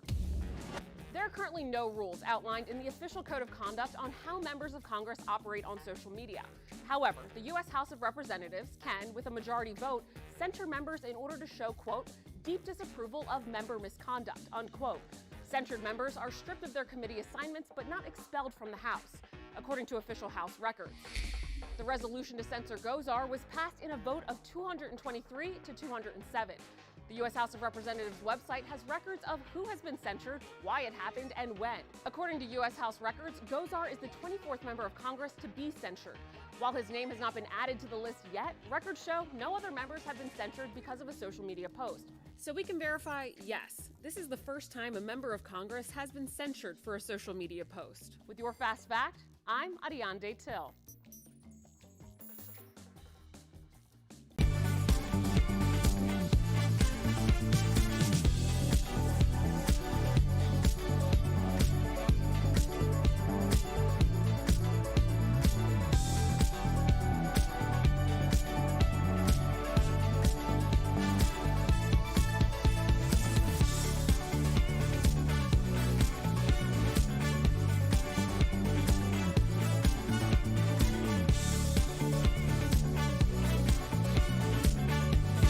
Here's what we're talking about today on Daily Blast Live. The man who shot and killed Ahmaud Arbery admits he was not threatened before the altercation. Did his self-defense claim crumble on the stand? Have you ever hidden money or lied about your finances to a partner? Why almost half of adults admit to financial infidelity. Adele shares the moment she told her son about her divorce on her new album. Mummy's been having a lot of big feelings recently. Was this too personal? And in just minutes, Marie Osmond and Ernie Hudson will be here live. Oh my gosh. Are you insane? This is a sham. No. No. Y'all, just stop. Finally here, drum roll. Welcome to DBL. It's Friday, November 19th. I'm Tori in for Sam today, and I'm here with my good friends Al, Jeff, Erica. Let's get straight to it. We have a big update for you on the Kyle Rittenhouse trial. The jury came back with a verdict and found him not guilty on all counts in the shooting of 3 men, 2 fatally during a night of unrest in Kenosha, Wisconsin in August of 2020. Here is Kyle reacting to the news. Take a look. As to the 5th count of the information, Gage Grosskreutz, we the jury find the defendant, Kyle H. Rittenhouse, not guilty. Members of the jury, are these your unanimous verdicts? Is there anyone who does not agree with the verdicts as read? Would you wish the jury polled? No. Okay. Okay, folks, your job is done. You were a wonderful jury to work with. You were punctual. You were attentive. Okay, a lot of people writing in, I expected this, I expected this, I expected this. Whether or not we expected it, now we're dealing with it. Al, what's your first reaction? I mean, it is what it is, Tori. I mean, we kind of all saw this coming, I think. I didn't see a lot of like surprise from you guys, even though we knew kind of before the show started. Kyle Rittenhouse, and I said this months ago, is going to be the face of the new alt-right because he embodies everything that the Republican agenda is. It's a young, aggrieved white male taking up arms and doing what the law can't or won't or should not, whatever, however you look at it. But it's not about Kyle Rittenhouse. Kyle Rittenhouse is just some dude from Wisconsin. What he represents is millions of dollars in campaign funds, millions of dollars of like having him come speak at your event, having him be the face of your event, the thing that how much money was poured into his defense fund. He represents so much to so many people that it's not about Kyle Rittenhouse. This could be anybody. It's just that he is a young white guy that did what he felt like he needed to do, and he got away with it. He is going to be one of the pivotal figures, I believe, moving forward in terms of how we look at race and bereavement in that. Speaking of that, just to interject real quick, Congressman Matt Gaetz has said he will hire him or wants to hire him as an intern. Of course. In the Congress. So that's an interesting point. That's so interesting. How many things came out in the trial that made him qualified for a position like that? That's fair. That's fair. I'm generally, if you're looking for an intern, there's some qualities about this person in terms of, like, I didn't see anything about his work ethic. I didn't see anything about his experience in politics or policy. This case was tried on revisionist history. Everything about the key moments of this case, the idea that, you know, his shirt couldn't be, or the picture with his shirt, with him posing and looking very unapologetic with fans. Those pictures weren't allowed in. Key evidence weren't allowed in. Saying I'm going to shoot somebody wasn't allowed in by the judge. The judge. I'm looking at the mom. So what responsibility does she bear for driving her child over state lines with a semi-automatic weapon? Can she still face charges? Because at this point, it does seem as though there's something at least there for her. And there's some people who are saying that he told his mom one thing and his dad another. Again, the dad lives in Kenosha, and he might have been lying about that. Another key point, Jeff, I want to bring up that's really important is the judge's decision to not allow his words, I'm going to go shoot somebody, in. So this jury never heard that. They just saw, because he felt that was irrelevant to the case. What do you think? Listen, I'm not a lawyer, and I'm not going to defend the other side. You know, people could feel the way they feel. When we had Mark Eiglarsh on, he predicted this. So I would like to talk to him and say, why did you think this way in terms of how the judge and jury think? Right. So he did debunk some things that we were saying up here. So I'm not in a position to state any facts about the case. Do you have feelings about it? You know, Tori, I don't know what to say. Whatever I say is going to be wrong, kind of. You know, I do feel for my co-hosts, and I don't know. How do you feel about it? I feel like personally, I feel like there was a lot of bias in the decisions made by the judge, and each time you have a bias like that, it knocks it off. It makes it easier for the jury to find him not guilty. I think not including the words, I'm going to go shoot somebody, was a judge's decision. Had they heard those words from Kyle Rittenhouse before he went and shot 3 people, there might have been a difference. But again, to that judge, that was not relevant to what he went and did. And I disagree with that fundamentally. Well, we'll see where this goes, because don't forget there's also an element to this where, you know, there's a freedom to assemble that's in the Constitution, so you can't really legally break that up, even though we did see that. But now, what are you incentivized? What are you doing now? You're now incentivizing people that are not police officers to, if there's a protest that they don't like, you can go break it up with a gun. And there is precedent now. This is not law enforcement now. You're now giving the biggest dog whistle ever that if somebody's protesting something and you don't like it, maybe you should get your gun and go down there, and whatever happens, we got your back in court. Maybe they're not even protesting. Maybe it's just large crowds. I mean, do we not see how close all of this is? Right. School shootings, mass shootings at concerts, big group events, like all control it. Yeah. I mean, the door is wide open. Wow. The door is wide open. Wow. All right. We've also been following another big trial. Stay with us on this. Of the 3 men accused of killing Ahmaud Arbery in Georgia, the defense rested its case yesterday, and we want you to check out this clip. It's of a cross-examination of this man, Travis McMichael. Remember, he is the one who fatally shot Arbery, claiming it was self-defense. Take a look. And at this point in time, when you first see him on Burford, he's not reaching into his pockets. No, ma'am. Not running, no, ma'am. And he never yelled at you guys? No, ma'am. Never threatened you at all? No, ma'am. Didn't brandish any weapons? No, ma'am. Didn't pull out any guns? No, ma'am. Didn't pull out any knife? No, ma'am.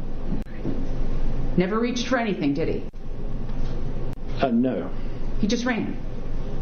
Yes, he was just running. So that cross-examination, in my mind, will be heard in future generations at law schools all over.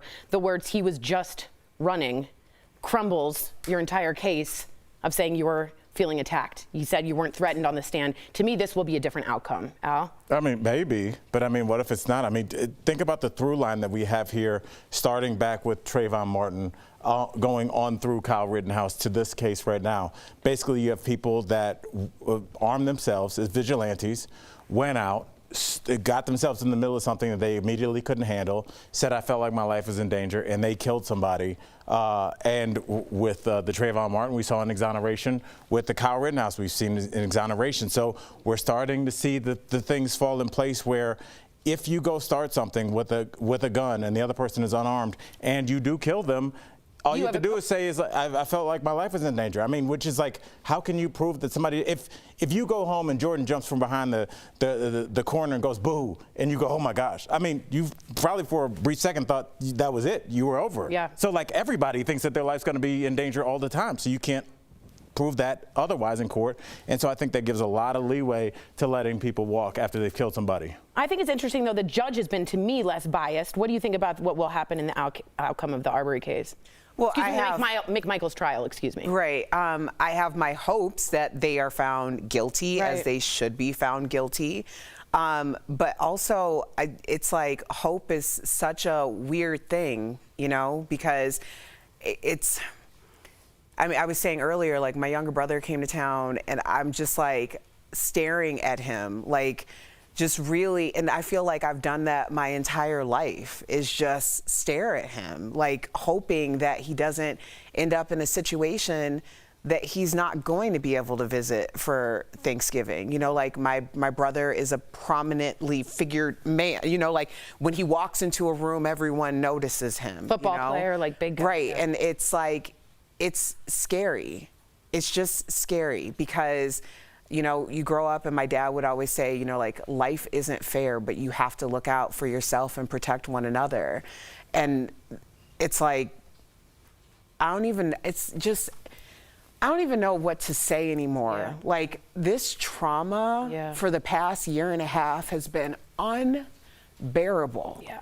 Like, I'm not even the same person I was before. I don't even know where that girl is. Yeah. Like, I'm so sick of like getting emotional. I'm so sick of like feeling like there's nothing I can do. And then when I do something, it doesn't feel like it's enough and you're questioning and other people question you and your intentions. It's like, there's no winning in any of this, like at all. Yeah. And it's so ridiculous. You look at this trial, you look at this man admit over and over again, there was no reason for them to stalk Ahmaud Arbery, for them to shoot Ahmaud Arbery. There was no reason for it. How do we make sense out of nonsense? Fair. Like, how do we do this? Fair. Thank you for your honesty, Erica. We are, as always, very honest here. And don't forget the police weren't investigating it. We'll be right back. Call that a fun fact. Closed captioning provided by It's so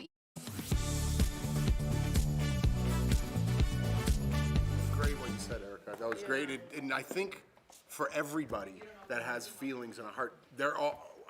What you were saying affected me because I feel the same way, even though I'm not going through what you are going through. Do you know what I mean? I think everybody. But Jeff, you could. I will say this, Jeff. You could be going through it because you know who I thought about when Erica was talking about her brother was our old and beloved co-host, Brandon London. Yeah. Who just statuesque, tall 6'4". guy, a presence. You know, when he walks into any room, you know Brandon's in the room. And like, imagine we got the phone call that something happened to Brandon, and you turn on the news and they're like showing weird, shadowy pictures of him, like looking menacing. And it's like, you think about, I always say, look at the pictures that we all know of Trayvon Martin, and then look at the pictures of the guy that, Brian Laundrie. Mm-hmm. Every picture they shows like he just discovered America or something. He's like on a hike standing in there the with his mountains. arms, like all these like crazy, the guy that put his daughters in that barrel and his wife, the pictures, there's like pictures of like the sunlight coming over his shoulder, and it's like the way that these people are shown to us does shape how we think about them. And that's probably what would get me the most, is like, not only when somebody's life is taken, but like to just take somebody's whole image and who they were and just make Brandon London look like he was like some menacing guy when he's like a gigantic teddy. But that's how you have to sell that image to the public, and that's what we do is we don't realize we're losing so many good people, so many quality people, because there have been so many radicalized people. Like I say all the time, Kyle Rittenhouse was radicalized. He was a kid that was compelled to get an army-style gun and drive across state lines and shoot people. Like, how do we get there? How does a 17-year-old get there? And I think that's the bigger question. It's like it's a 24-hour radicalization of these people.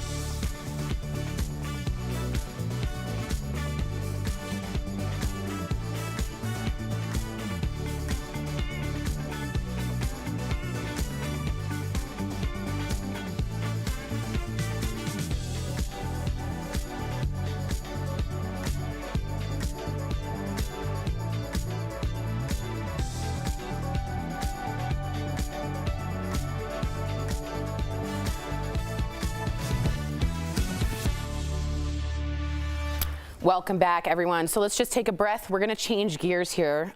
We want to move on to this story. You guilty of cheating on Yes. Oh, I didn't see the rest of it. partner financially. Wow.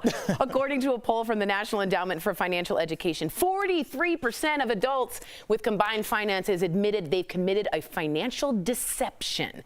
39% hid a purchase, a bank account, a statement, a bill, or cash from their spouse.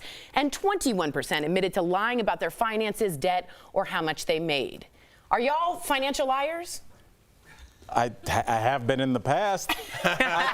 But you know what? And it's weird. I feel Way to like be honest, I'm Al. lying. I was lying to myself more than anything. Oh, really? You know, because like when you don't want to like really want to look at like your student debt, so you're like, oh, it's not that bad, and then you go, oh my goodness. I think a lot of times you're lying about like how much debt you have, and also what you like to spend your money on. And when a partner comes into your life, and you need to tell her, hey, like on Friday nights I spent a couple $100 at the bar. Like it's hard to tell somebody that, but it's true for a lot of people. My wife is guilty of this. You've told me She has this. all You've my told- cards. She has all my passcodes. She has everything.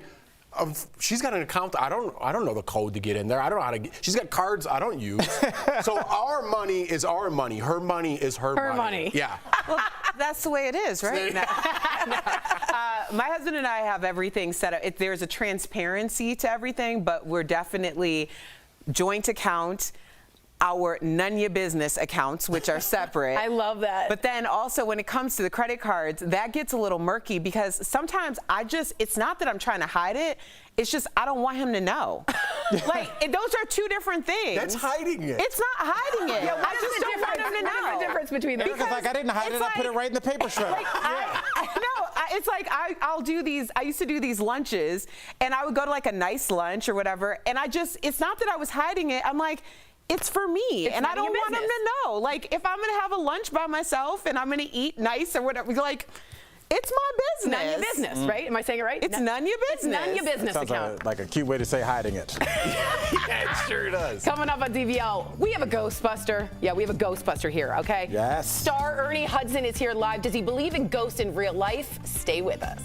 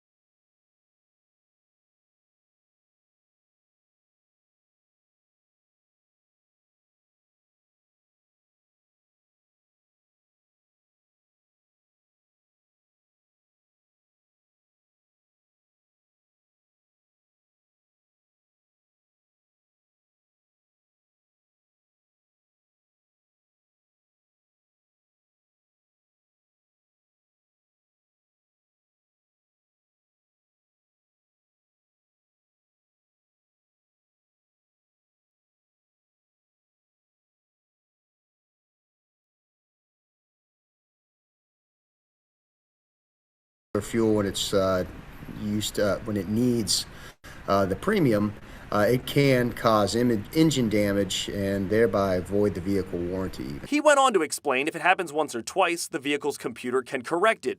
But using cheaper gas as a way to save money, that doesn't compute, and engine repair can cost thousands of dollars. So yes, if you use the wrong fuel in your car, over time, it can damage your engine. Now, as far as the other way around, using a high-performing gas for an engine that doesn't need it, and I don't know why you would, Keith Brown says while it may add a few extra miles per gallon here or there, it really doesn't justify that extra cost. With Verify, I'm Matt Gregory.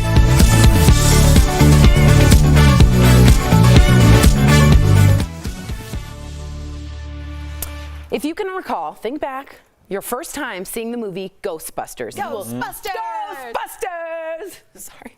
You will surely remember our next guest. He's continuing the saga. Let's hope he's still there. Okay, we do hope you're there, sir. More than 3 decades later in Ghostbusters Afterlife, Ernie Hudson joins us. Hi, Ernie. Sorry about that. Hey, guys. Hello. Hey. First off, Ernie, our viewers want to know, do you believe in ghosts? Absolutely. Oh. Yeah, absolutely. I believe that there's so much going on around us that we're unaware of. Call it ghosts or whatever, but yeah, I believe that we don't have a clue what we're in the middle of. Smart. I agree. I agree. We were just talking about it. I believe in ghosts too, but I ain't scared of no ghosts. That's right, Erica. So, Ernie, what did you think? Well, you might want to be a little cautious, though. You know? Yeah, no, I communicate. I'm very respectful. Very respectful. It's like, hi, bye, please don't show yourself. So, Ernie, what did you think of the original Ghostbusters script when you first read it, and did it turn out anything like you imagined? Well, you know, I think it's probably pretty well known. When I first got the script, it was an amazing script. The character was, I felt it was going to be life-changing, and we rehearsed for about 4 weeks, and the day before we were to shoot, they changed the script and took the character out, and it was devastating for me. So a large part of the first Ghostbusters was sort of kind of making peace with that, making sense out of that. And it was very difficult. That's the downside. Now, when I look at it now with my grandkids, and I think it's a perfect little movie the way it is, and I realize the decisions that were made by producers and money people, but from where I was sitting as the actor, it was hard to reconcile. Yeah. All right. Well, you know, your Ghostbusters co-star, Harold Ramis, unfortunately passed away in 2014. But I want to talk about, like, what memory from him stands out to you?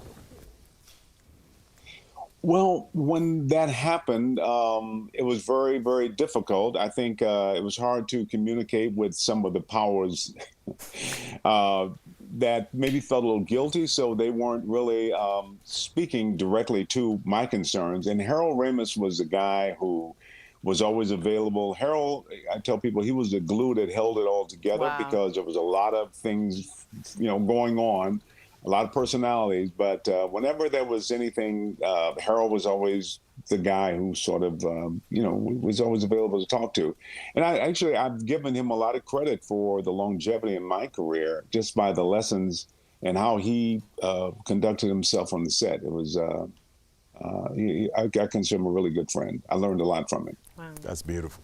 Ernie, good to have you back on the show, buddy. Tell us where your character's storyline picks back up in the new Ghostbusters Afterlife. Well, you know, so much happened in the first movie. We just talked about some of it, but Jason Reitman, who was 6 years old when we did the first movie and was always around the set, has grown up to become a wonderful director. He's directing and writing this new, you know, new film. And you know, Winston is now a billionaire. He's a businessman, and he's done very well for himself. I feel like a little bit of balancing from the first movie, but Winston is, you know, he's very much, doing very, very well. I would say so. And I think the fans would be very, in fact, I've already gotten a lot of response and calls and texts and social media from fans who are saying they feel Winston is finally recognized or whatever you want to call it. But I love the movie. The movie is really, it's a new generation. So I don't want to say it's about it, but it's a new generation. But I'm very, very happy with the movie. I like to hear that. And I'm glad Winston got us. He did deserve that. I completely agree. I did see Bill Murray say that Jason Reitman was kind of a pain in the patootie on set when he was little. Do you remember that? Is that true? When he was 6 on the original? No, that's Bill Murray being Bill Murray. Okay. So when you ask a question, you're not quite sure what the response will be. But no, Jason. He was a kid. It was always fun. Actually, he's in the second movie that we did. But I look at him like family. I'm very, very proud of him. Aside from doing this Ghostbusters, he's always been so, I don't want to say respectful, but he's always been a great kid. That's so awesome. I love it. I love Full Circle. Thank you so much for joining us, Ernie. DBL Nation, you can check him out in Ghostbusters Afterlife. What an honor. Good to talk to you again, Ernie. So good. We'll be right back. Thanks, Ernie. Great talking to you guys. Thanks so much. Thanks, Mom. Take care. Promotional consideration is brought to you by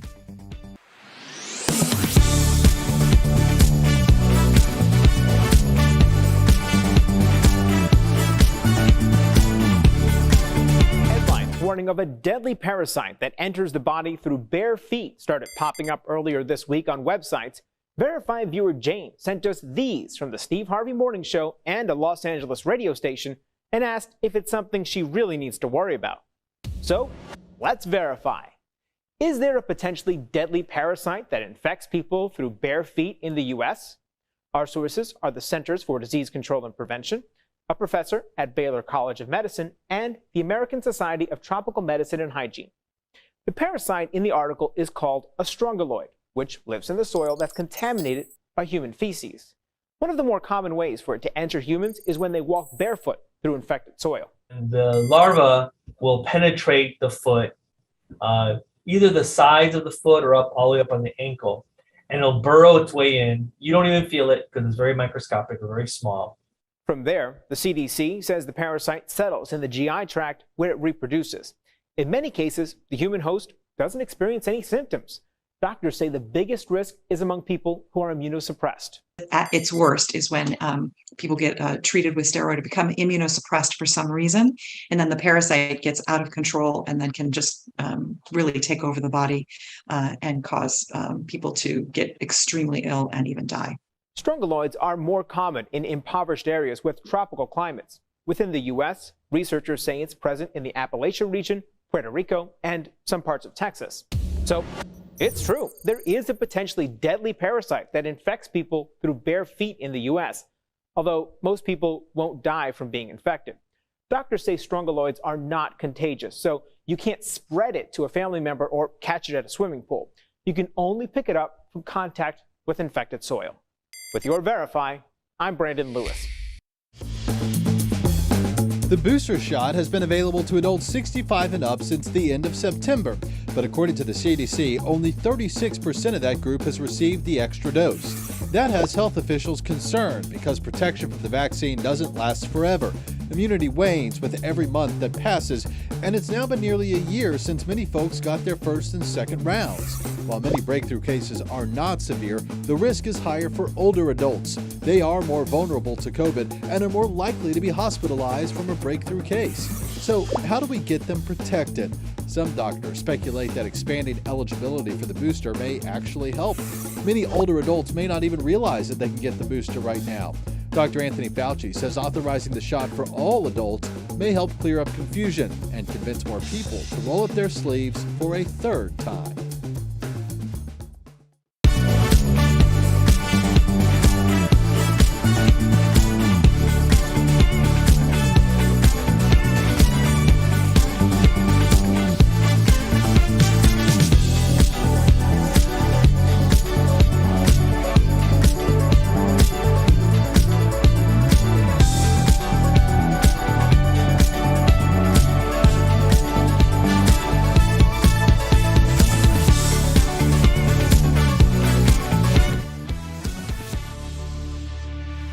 Welcome back to DBL. We love sharing your comments. So someone wrote in and said, if I do run, I want Erica to be my speechwriter because she can always put it better than I ever could.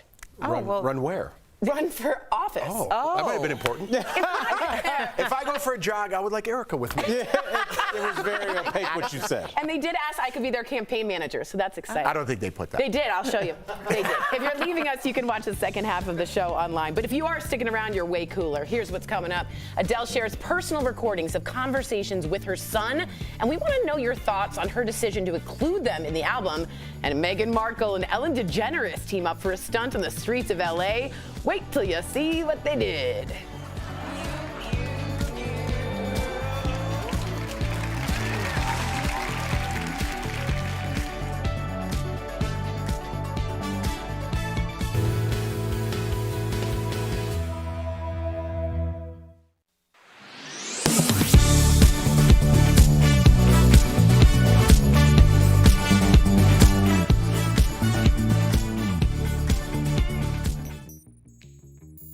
Representative Gosar present himself in the well. On Wednesday, the U.S. House of Representatives voted to censure Arizona Congressman Paul Gosar for posting a video to his Twitter and Instagram accounts depicting violence against Democratic lawmakers, including President Joe Biden and Representative Alexandria Ocasio-Cortez. Hours after the censure, despite his original video being deleted, Gosar retweeted the same video from a different account. So let's verify. Is this the first time a member of Congress has been censured for a social media post? We went to these sources for an answer. There are currently no rules outlined in the official code of conduct on how members of Congress operate on social media. However, the U.S. House of Representatives can, with a majority vote, censure members in order to show, quote, deep disapproval of member misconduct, unquote. Censured members are stripped of their committee assignments but not expelled from the House, according to official House records. The resolution to censor Gosar was passed in a vote of 223 to 207. The U.S. House of Representatives website has records of who has been censured, why it happened, and when. According to U.S. House records, Gosar is the 24th member of Congress to be censured.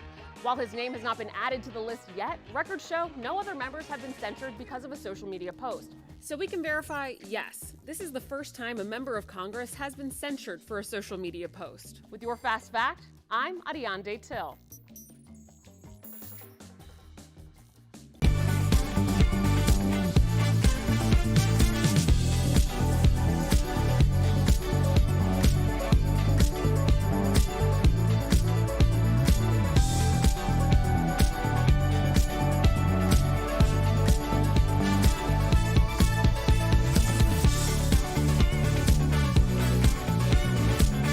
This is Daily Blast Live. We're talking about what you're talking about. Oh my gosh. Are you insane? This is a sham. No. No. Y'all, just it's stop. Finally here. Drum roll. When love is a game for fools to play, and I am Welcome to Daily Blast Live. That's the track Love is Game from Adele's new album that dropped today, 30. I'm Tori, I'm in for Sam, and I'm here with my good friends Jeff, Al, and Erica. The wait is over. I listened to the whole album this morning. You did? The entire thing. Okay, sorry. And she bears it all in the song, specifically in My Little Love. She explains why she gets a divorce to her son Angelo in the song. Take a look. Mummy's been having a lot of big feelings recently. like how? I feel a bit confused. Why? I don't know. And I feel like I don't really know what I'm doing. Oh, that's all. Whatever. Adele explained to NPR why she included those conversations in the album. So have a listen to this. I made a conscious decision from when I was pregnant, really, when he was born, to always show my emotions to him and not lie, because they see through everything, kids. Like they know, they feel it, And in that, by me being so open and honest with him, we're so close, and he never hides his feelings about anything.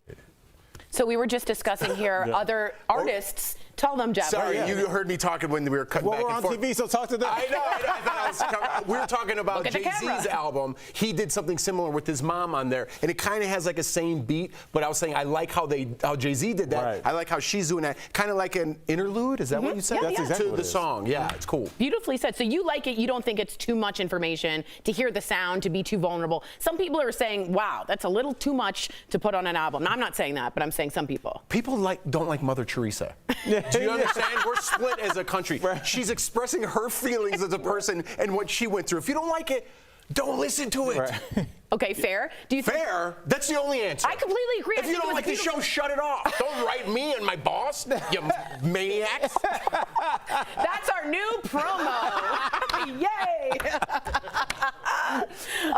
Erica, Sorry, got a little personal. it got a little personal. Erica, do you think her son, Angelo, might be a little miffed growing up and realizing, oh, I'm in a pretty vulnerable state? I'm in a vulnerable state. Would you Erica, like do to you go want me to to go Al? while you get water? Go ahead, my love. This is clean. Honestly, I think that this is par for the course in terms of like we want more from our entertainers. I agree with you completely. I don't think that like in the 80s people knew like who Johnny Carson voted for, or if some supermodel was going through a divorce. You just kind of saw them in magazines and television and kept it moving. But now people have the Instagram and stories and podcasts. So I know what my favorite singer's basement looks like, or where they live. And so I think a lot of people that connect with Adele connect with her on an emotional level, Erica, and I want to get your point. So like her giving more depth to that relationship between her listener and herself, I think is only going to endear them more. Yeah, I think this is really kind of like it's a trend thing, because there was, when you were talking about how celebrities used to be so private, you didn't know anything about. Now we have so much transparency and people are like, it's too much. It's too much. But the truth is, especially in a situation like this where Adele's testimony teaching, and she's testimony teaching to a following that is very much about her story, because her story is reflecting their story. Totally. And so I think anytime anyone is this vulnerable and transparent about their story, thank them, because that is a gift. And it's not a gift for everyone. Your story is not for everyone. But there's this thing that, like, when it's not for you, people are like, well, I'm going to interject because you didn't consider my feelings. It wasn't about you. It wasn't about you then. It's not about you now. It'll never be about you. But there's going to be somebody that is completely about you. Go find them. Go. That's great advice. It's like Waldo. That's great advice. Like, if it's not your cup of tea, let it Me go. and Erica had the same take. Mine was a little more aggressive. Erica's was a little more. Yours ended with "Don't call my boss."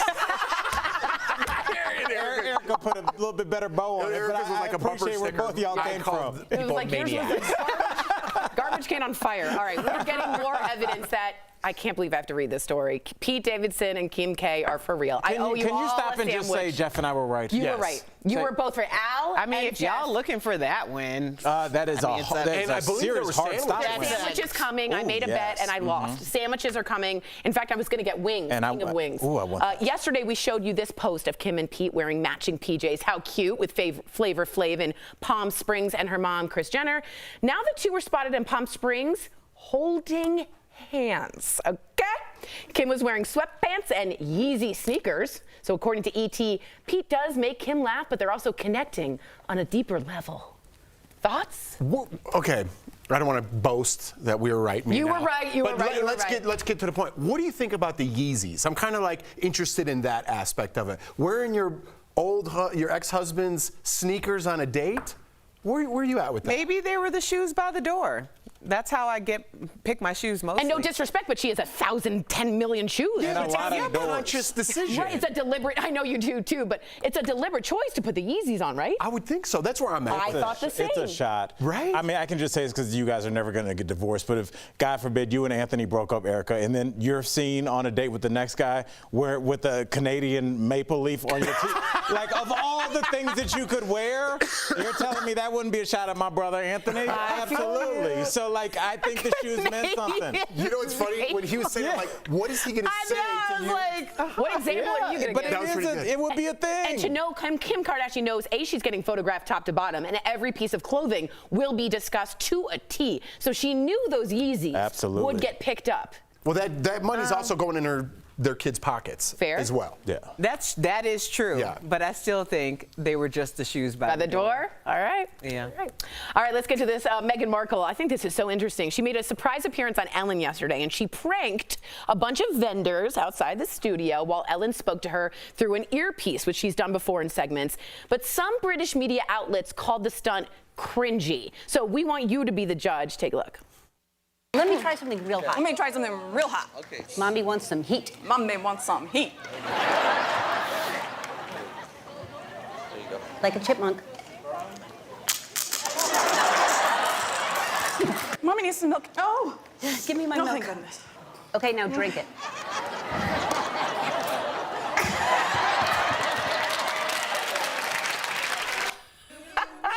She also put on cat ears and sang like a cat in front of a vendor who was clearly somewhat stunned. Was this funny or was this cringy? I'm going to go around the horn and I'm going to start with our comedian. I say that so. Comedian? Okay.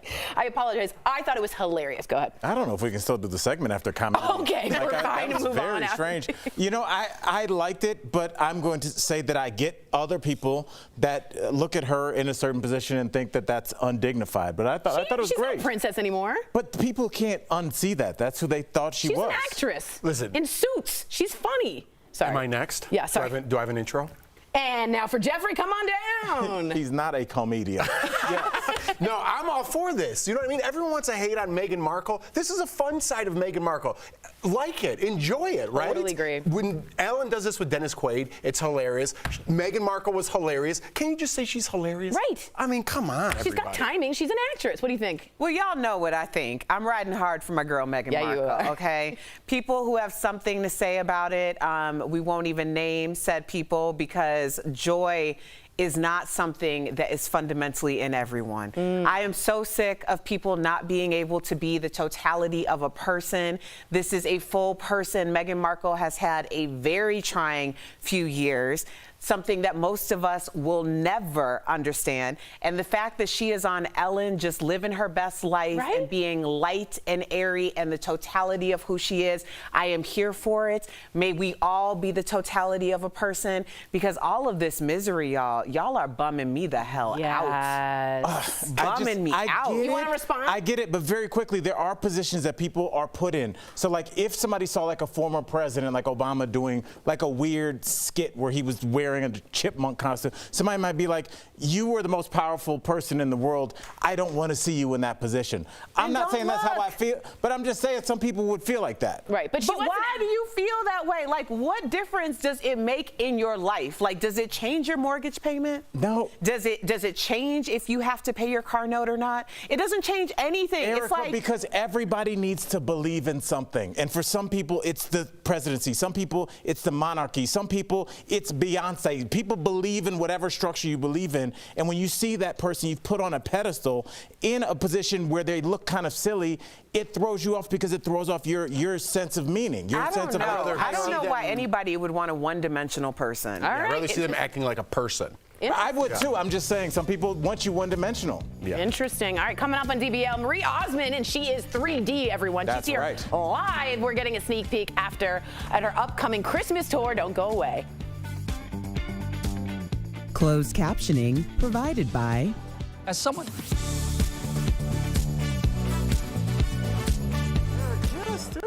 It doesn't. They just give them a name. A lot of people believe in. Have you ever been to like an old woman's house and she's got like all the prints and she's got the plate and she's got with the queen on it? That's the queen. That's people's lives. But the Queen did a thing with Bond for the Super Bowl and jumped out of a plane and did a jokey thing. But and everyone loved it. here's the difference between Meghan Markle and the Queen. I mean, there's a lot of differences. I know that. However, here's one. Yeah, but here's the difference on this point. Meghan Markle was never allowed to be fully immersed into the monarchy. But people want her to follow all the rules and be everything that the monarchy checks to be. So it's like, pick a lane. Like, you never wanted her there, you bullied her out of there, and now you want her to abide by those rules?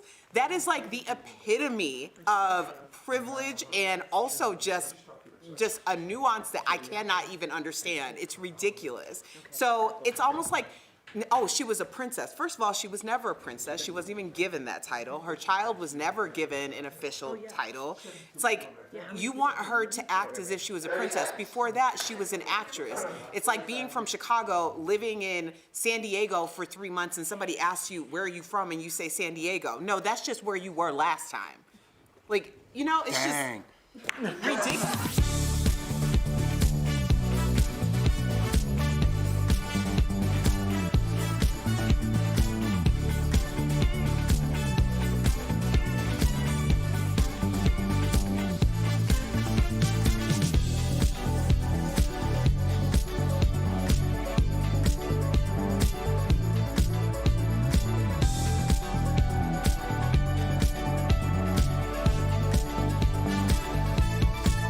This November, don't miss a minute of DBL. I cannot wait. You want to play it safe?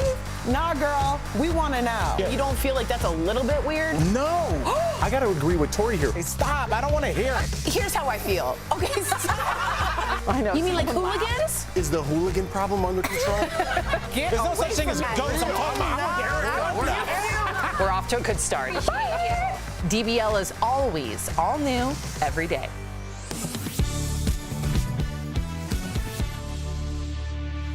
If you think I'd say goodbye, there's just no way. From love like this, baby, you're crazy. Oh, welcome back to DBL. That was Marie Osmond performing her hit song, Baby You're Crazy. We are so thrilled and honored to have her join us live today. Please welcome to the show, Miss Marie Osmond. Hello, you guys. Good to see you. Good to How are see you all? We're doing well. We're so happy to have you. Okay, so I know Erica, the rest of you, let's see, is it Tori, right? I'm Tori over Where's here. Tori? I'm the overly Are you trying Jeff? one. Yeah, this one. I'm Jeff and Al. Jeff and Al, yes. That's right. What's up? I don't know, maybe it's because I come from a big family. I feel like everybody needs to be recognized, right? That means a lot. I like that. No other guest does. I thought a stone was coming. That's what she wanted to make sure, like, no. Jeff, right? Not Al, Jeff. We don't Yeah, like no, you. I think that's Al. It's Jeff, right? Okay. Yeah, that's totally right. All right, let me ask you here, Marie. Your symphonic Christmas tour starts in December. Woohoo! How are you planning to stay festive while traveling on the road? Do you decorate your tour bus? Like, talk to me through that. I grew up in a bus. Are you kidding? Do you know, with COVID and everything, I have always been associated with Christmas, whether it was USO tours with Bob Hope, you know, Perry Como, even back that far, Osmond Family Christmas shows. But to me, the holidays aren't, I don't know, I just don't get that spirit unless I'm out doing something to give it. And so selfishly, it's a little bit for me, but I really feel like people need joy again, don't you? Yes, Marie. I think there's no better way to do it for the holiday seasons. It just hasn't felt right the last couple of years. So what I'm doing, so I have this symphonic album that's coming out. And what that means, people go, are you still country? Yes, I'm still country. I love country. I sing pop. People play instruments. I play vocal styles. But in this symphonic show, you'll have 30 to 60 piece orchestra behind you. Wow. And everything is live. And it's going to be a really, really fun show. People like Barbara Streisand did it, and Bernadette Peters, who is a dear friend, and she did it for a while. She's not toured. But I want to go out there and really, my motto is, I will give you the Christmas spirit, I promise. Yes. I love it. Now, I have to ask you this. This is parent to parent. Now, your youngest has left for college. So it's just you and the mister at home, all right? So, like, what's the best thing about being an empty nester? And also, like, what did you have to get used to? Do you know what? I grew up in a house with 8 brothers. And then I went on to have 8 children, and now I have 8 grandchildren. And so this is the first time it's been a quiet house. And I have to say, I really love it. I really do. It's a great time. I think people get afraid because it's kind of like reinventing yourself. But I love that. I tell people all the time, don't be afraid to try things. It's important, right, to your soul, and to go back to school or take a class or whatever it is. I mean, look at me. I'm out doing film. I wanted to do that years ago, and never had the opportunity to do it. And then I have my third show for Lifetime coming out, and I'm doing their commercials for them. And I actually produced this one. You know, am I the best actress in the world? No, but I'm getting better. And that's, get out there, try things. You'll never, failure to me is not trying. And so don't be afraid, you know, just go for it. I appreciate you, and on behalf of the panel, I appreciate you making us all feel lazy. Like, I'm planning to go to Chick-fil-A. That's my only plans this weekend. You're on your 4th movie. Hey. I like Chick-fil-A. I don't like to cook anymore. That's one thing I don't like to cook anymore. Okay, well, I can cook. I'm a good cook. It's just that I don't do it much anymore, and I feel bad for my husband, but he's okay with it. He's fine. Well, there may be some changes to the program in the near future. First of all, Queen, yes, stay booked and busy. I'm inspired. But Thanksgiving is right around the corner, and you have such a big family. I myself am hosting for 22. Oh, so what are some of your favorite, Osmond family traditions you've introduced your children to? Hey. 2 turkeys or one? Oh, there's a turkey. We have to do 2 turkeys. Oh, yeah, turkey, brisket, ham, the whole thing. Ooh. Oh, yes, the whole thing. Good for you. And I'm sorry, what was the question? I was just digging your answer. I was just thinking about brisket. I forgot we were doing an interview. I know, right? I'm getting hungry. Osmond family traditions that you've introduced your children to. Well, I think that, so being the only girl, my mom was overwhelmed with my brothers. They ate like, you know, horses. But I started taking over Thanksgiving, cooking Thanksgiving at my home as a child, age, gosh, I was like 12 when I started taking over from my mom. And so I'm known for my stuffing. So I would say that's a tradition that my girls are like, Mom, we're going to make it. For example, I'm heading to Vegas. I'm in a different place right now in my home in Utah, but I'm heading to my home in Vegas, and we're all gathering. And I told the girls, you're all making it this year, and I will watch. And they're like, no, Mom, you can't. And I said, you got to learn or we can't pass it on.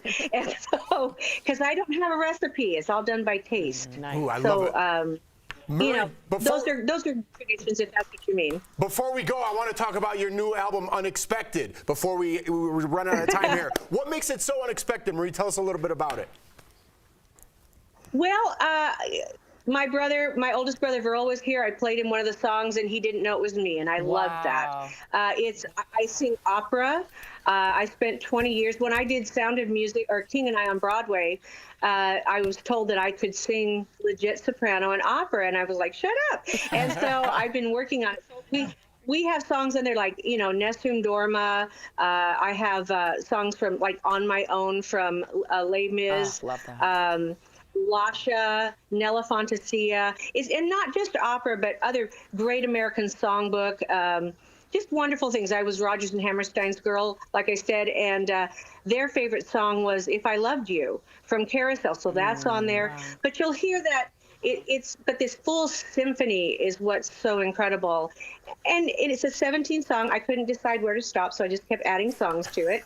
And it's fun. I'm going to start touring it first of the year, but I'll add a few of those songs in this Christmas show because I think people will enjoy them. Amazing. I know people. I know they will. Unexpected. No, I think they'll like the sound of the orchestra with us, is what I'm saying. But the song Unexpected is a song by Andrew Lloyd Webber, and it's dedicated to all my fans. I wouldn't be here 6 decades in this business performing consistently if it weren't for them. And so this album is dedicated to them. Amazing, amazing. Marie, thank you so much for chatting us. Get your copy of Unexpected out December 10th. Don't forget to join the panel. There you go. Yes, you are welcome. Check out the Symphonic Christmas Tour. Tickets are available at marieosmond.com. Thanks, Marie. We'll be right back. Come here. Thanks, you guys. You're awesome. Take care.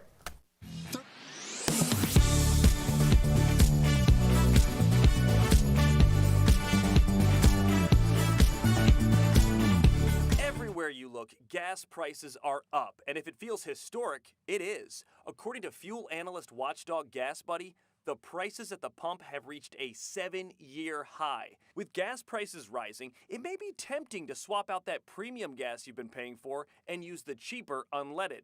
Let's verify. Can you damage your engine if you put the wrong fuel in your car? To find out, we asked Keith Brown, an automotive instructor at Northern Virginia Community College in Alexandria, and the fuel analyst watchdog, Gas Buddy. Well, to start, Keith Brown explained that different engines require a different type of gasoline. High-performance cars and luxury vehicles need a gas with a higher octane number. Higher output engines need a fuel that is basically can burn slower, if you will. So that's why you see the more expensive fuels, mid-grade and premium, at the pump. So let's say your vehicle is recommended or required to use one of those types of gas, but you want to save 30 cents a gallon and use unleaded.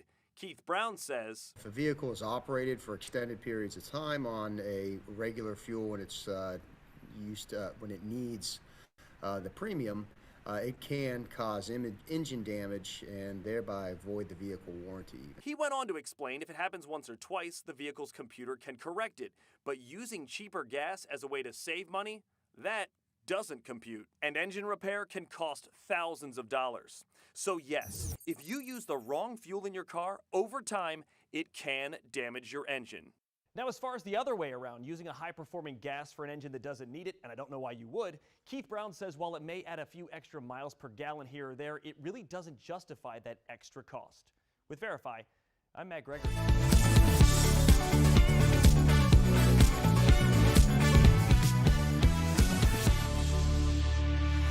Welcome back. If you're hitting the road this holiday season, we got some tips. That's today's Auto Alert, sponsored by Oxcar Care. Rev it! First up, sign up for prepaid toll programs like Easy Pass to save time. Next, take along a paper map. You never know when cell coverage may drop. People don't know what that is. Lastly, bring your own water and snacks so you can avoid long lines at rest stops. Give Oxcar Care a call, 1-800-211-3448. We'll be right back. Rev it! Promotional consideration is brought to you by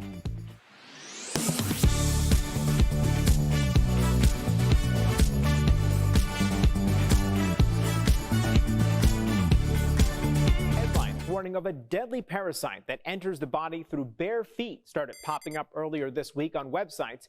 Verify viewer Jane sent us these from the Steve Harvey Morning Show and a Los Angeles radio station and asked if it's something she really needs to worry about. So, let's verify. Is there a potentially deadly parasite that infects people through bare feet in the U.S.? Our sources are the Centers for Disease Control and Prevention, a professor at Baylor College of Medicine, and the American Society of Tropical Medicine and Hygiene. The parasite in the article is called a strongyloid, which lives in the soil that's contaminated by human feces. One of the more common ways for it to enter humans is when they walk barefoot through infected soil. The larva will penetrate the foot, either the sides of the foot or up all the way up on the ankle, and it'll burrow its way in. You don't even feel it because it's very microscopic or very small. From there, the CDC says the parasite settles in the GI tract where it reproduces. In many cases, the human host doesn't experience any symptoms. Doctors say the biggest risk is among people who are immunosuppressed. At its worst is when people get treated with steroid to become immunosuppressed for some reason, and then the parasite gets out of control and then can just really take over the body and cause people to get extremely ill and even die. Strongyloids are more common in impoverished areas with tropical climates. Within the U.S., researchers say it's present in the Appalachian region, Puerto Rico, and some parts of Texas. So, it's true. There is a potentially deadly parasite that infects people through bare feet in the U.S., although most people won't die from being infected. Doctors say strongyloids are not contagious, so you can't spread it to a family member or catch it at a swimming pool.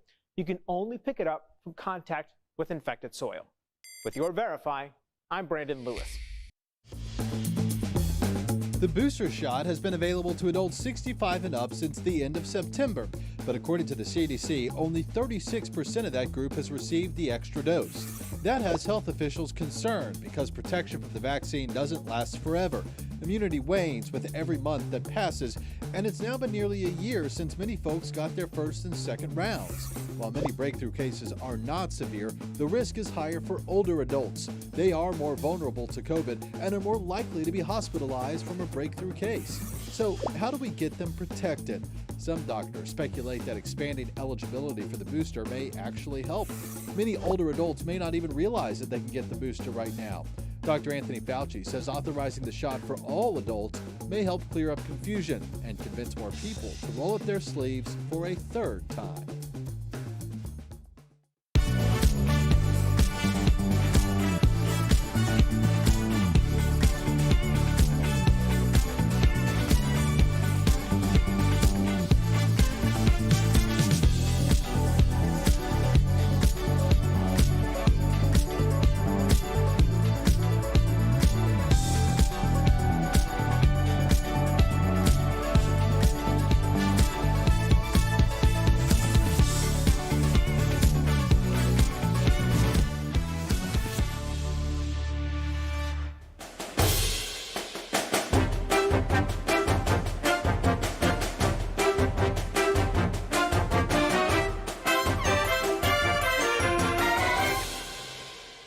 That's bananas. All right, before we go, we want to take a moment to give a big DBL shout out to our very own Destiny. Yes. She's a member of our amazing Glam Squad, and she's heading out on maternity leave. We and we love want to you, wish her Destiny. luck and send her off with all the love. We love you, and we're going to do great. You're going to have a fabulous, healthy baby, and we're so happy, and we love you and support you all the way. Love you, Destiny. We love you, baby. DBL's you every day. We'll see you Monday, same time, same place. Stay safe, y'all.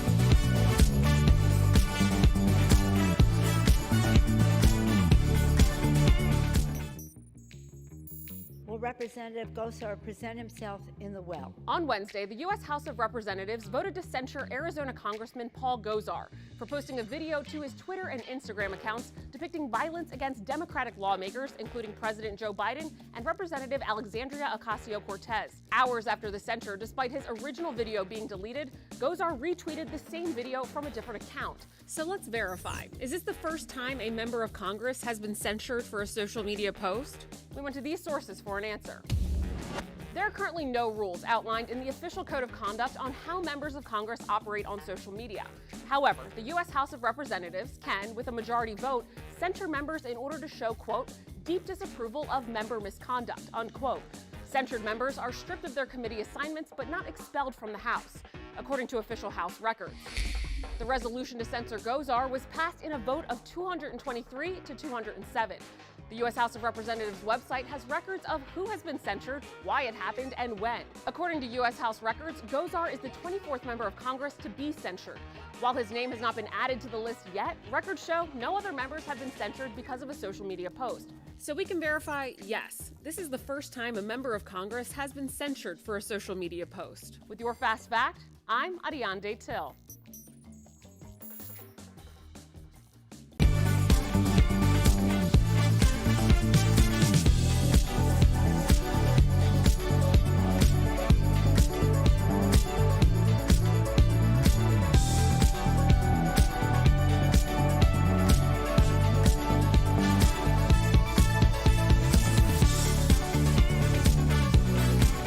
Here's what we're talking about today on Daily Blast Live.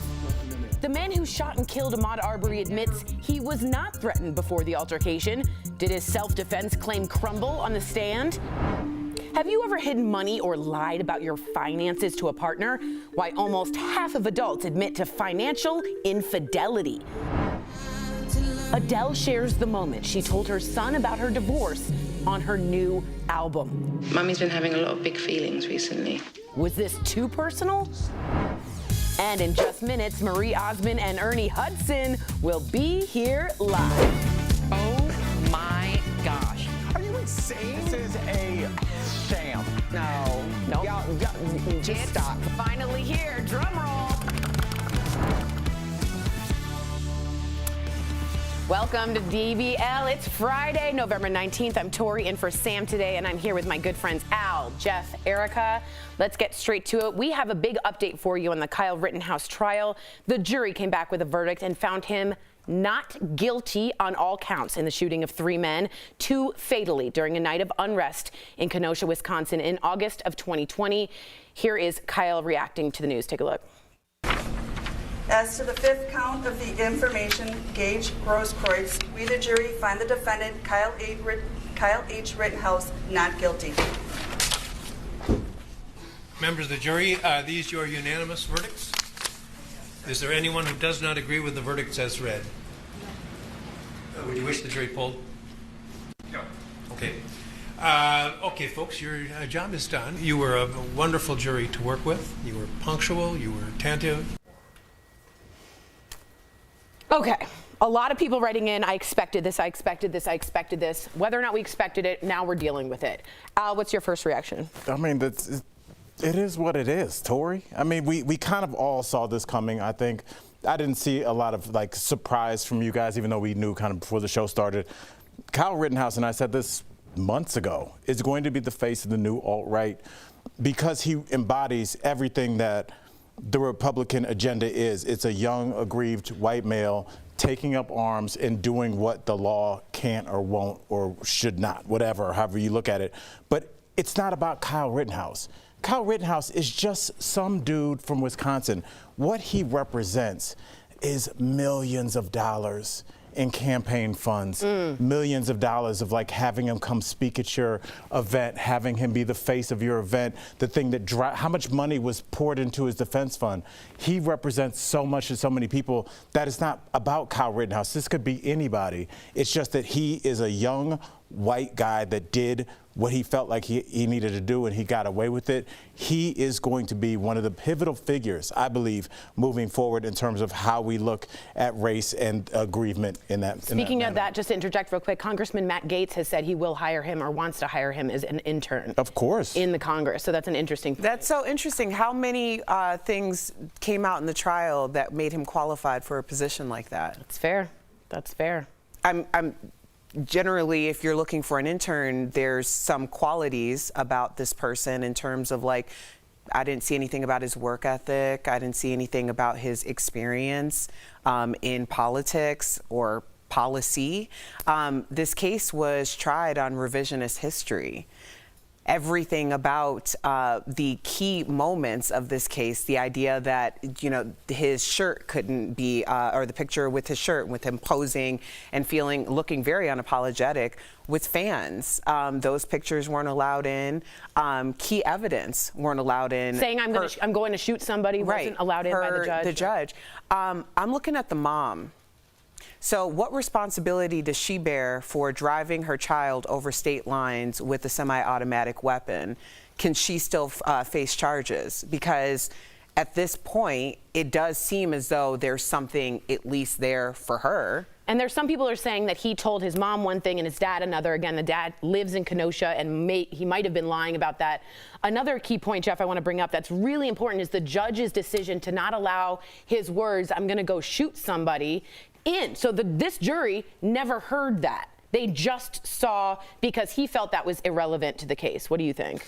Listen, I'm not a lawyer, and I'm not going to defend the other side. You know, people could feel the way they feel. When we had Mark Eiglarsh on, he predicted this. So I would like to talk to him and say, why did you think this way in terms of how the judge and jury think? Right. So he did debunk some things that we were saying up here. So I'm not in a position to state any facts about the case. Do you have feelings about it? You know, Tori, I don't know what to say. Whatever I say is going to be wrong, kind of. You know, I do feel for my co-hosts, and I don't know. How do you feel about it? I feel like personally, I feel like there was a lot of bias in the decisions made by the judge, and each time you have a bias like that, it knocks it off. It makes it easier for the jury to find him not guilty.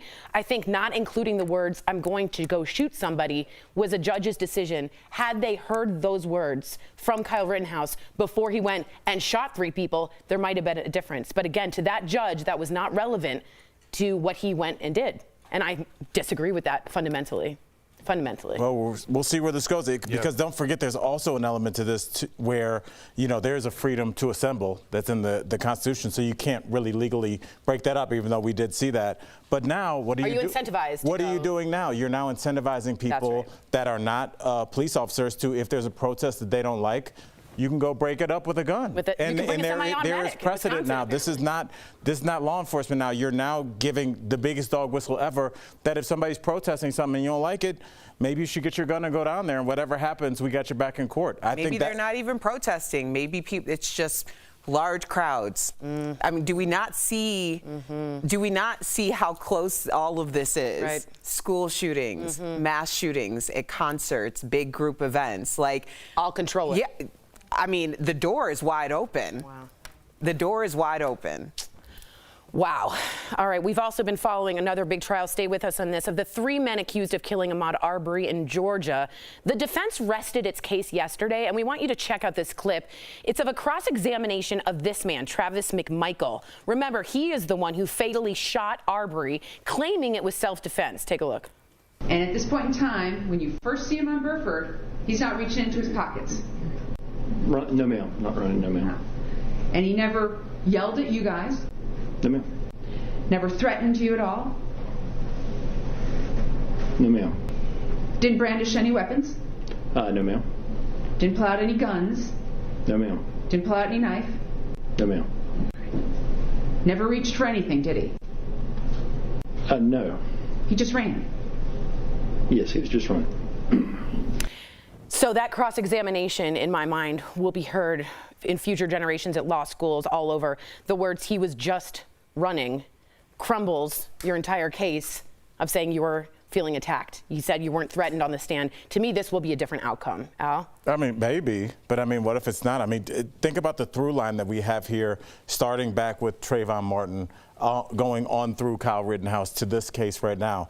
Basically, you have people that armed themselves as vigilantes, went out, got themselves in the middle of something that they immediately couldn't handle, said, I felt like my life was in danger, and they killed somebody. And with the Trayvon Martin, we saw an exoneration. With the Kyle Rittenhouse, we've seen an exoneration. So we're starting to see the things fall in place where if you go start something with a gun and the other person is unarmed and you do kill them, all you have to do is say, I felt like my life was in danger. I mean, which is like, how can you prove that somebody, if you go home and Jordan jumps from behind the corner and goes, boo, and you go, oh my gosh. I mean, you probably for a brief second thought that was it. You were over. Yeah. So like everybody thinks that their life's going to be in danger all the time. So you can't prove that otherwise in court. And so I think that gives a lot of leeway to letting people walk after they've killed somebody. I think it's interesting, though, the judge has been, to me, less biased. What do you think about what will happen in the outcome of the Arbery case? Well, McMichael's trial, excuse me. Right. I have my hopes that they are found guilty, as they should be found guilty. But also, it's like hope is such a weird thing, you know, because it's, I mean, I was saying earlier, like my younger brother came to town and I'm just like staring at him, like just really, and I feel like I've done that my entire life, is just stare at him, like hoping that he doesn't end up in a situation that he's not going to be able to visit for Thanksgiving. You know, like my brother is a prominently figured man, you know, like when he walks into a room, everyone notices him. Football player, like big guy. Right, yeah. and it's like, it's scary. It's just scary because, you know, you grow up and my dad would always say, you know, like life isn't fair, but you have to look out for yourself and protect one another. And it's like, I don't even know what to say anymore. Yeah. Like this trauma for the past year and a half has been unbearable. Yeah.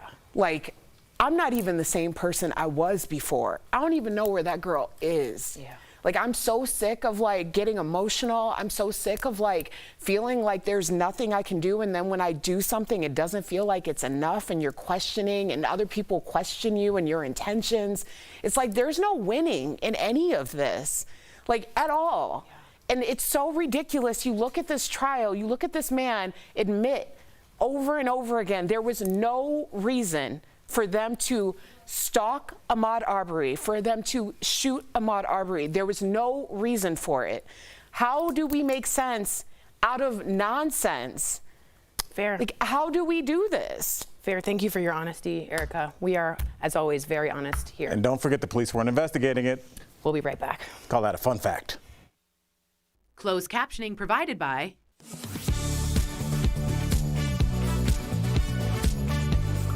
said, Erica. That was great. And I think for everybody that has feelings and a heart, they're all.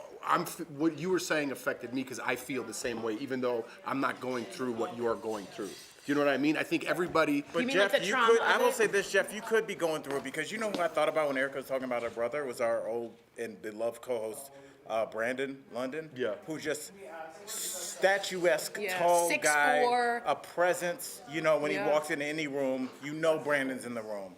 And like, imagine we got the phone call that something happened to Brandon. And you turn on the news and they're like showing weird, shadowy pictures of him, like looking menacing. And it's like, you think about, I always say, look at the pictures that we all know of Trayvon Martin.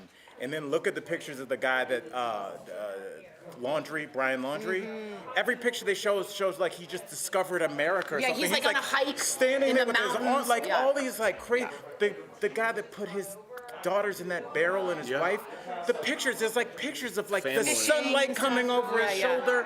And it's like the way that these people are shown to us does shape how we think about them. And that's probably what would get me the most is like, not only when somebody's life is taken, but like to just take somebody's whole image and who they were and just make Brandon London look like he was like some menacing guy when he's like a gigantic teddy. But that's how you have to sell that image to the public, and that's what we do is we don't realize we're losing so many good people, so many quality people, because there have been so many radicalized people. Like I say all the time, Kyle Rittenhouse was radicalized. He was a kid that was compelled to get an army-style gun and drive across state lines and shoot people. Like, how do we get there?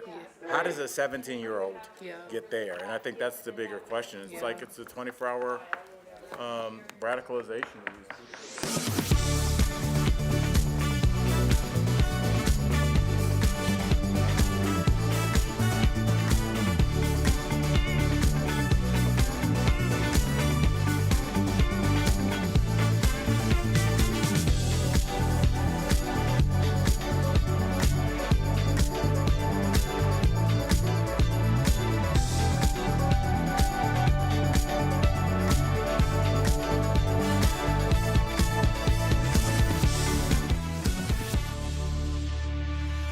Welcome back, everyone. So let's just take a breath. We're going to change gears here. We want to move on to this story. You guilty of cheating on your I didn't see the rest of it. partner financially. Wow. According to a poll from the National Endowment for Financial Education, 43% of adults with combined finances admitted they've committed a financial deception. 39% hid a purchase, a bank account, a statement, a bill, or cash from their spouse. And 21% admitted to lying about their finances, debt, or how much they made. Are y'all financial liars? I have been in the past. But you know what? And it's weird. I feel like I'm lying. I was lying to myself more than anything. Oh, really? You know, because like when you don't want to like really want to look at like your student debt, so you're like, oh, it's not that bad. And then you go, oh my goodness. I think a lot of times you're lying about like how much debt you have and also what you like to spend your money on. And when a partner comes into your life and you need to tell her, hey, like on Friday nights I spent a couple $100 at the bar. Like it's hard to tell somebody that, but it's true for a lot of people. My wife is guilty of this. You've told me this. All my cards, she has all my passcodes, she has everything. She's got an account. I don't know the code to get in there. I don't know how to get. She's got cards I don't use. So our money is our money. Her money is her money. Yeah. Well, that's the way it is, right? My husband and I have everything set up. There's a transparency to everything, but we're definitely joint account. Our none your business accounts, which are separate. I love that. But then also when it comes to the credit cards, that gets a little murky because sometimes it's not that I'm trying to hide it. It's just I don't want him to know. Like those are two different things. That's hiding it. It's not hiding it. Yeah, I just don't want him to know. What's the difference between them? Because like I didn't hide it. I put it right in the paper shredder. Like, it's like I'll do these. I used to do these lunches, and I would go to like a nice lunch or whatever, and it's not that I was hiding it. I'm like, it's for me, and I don't want them to know. Like, if I'm gonna have a lunch by myself and I'm gonna eat nice or whatever, like, it's my business. None your business, right? Am I saying it right? It's none your business. It's none your business account. Like a cute way to say hiding it. Yeah, it sure does. Coming up on DBL, we have a Ghostbuster. Yeah, we have a Ghostbuster here, okay? Yes. Star Ernie Hudson is here live. Does he believe in ghosts in real life? Stay with us.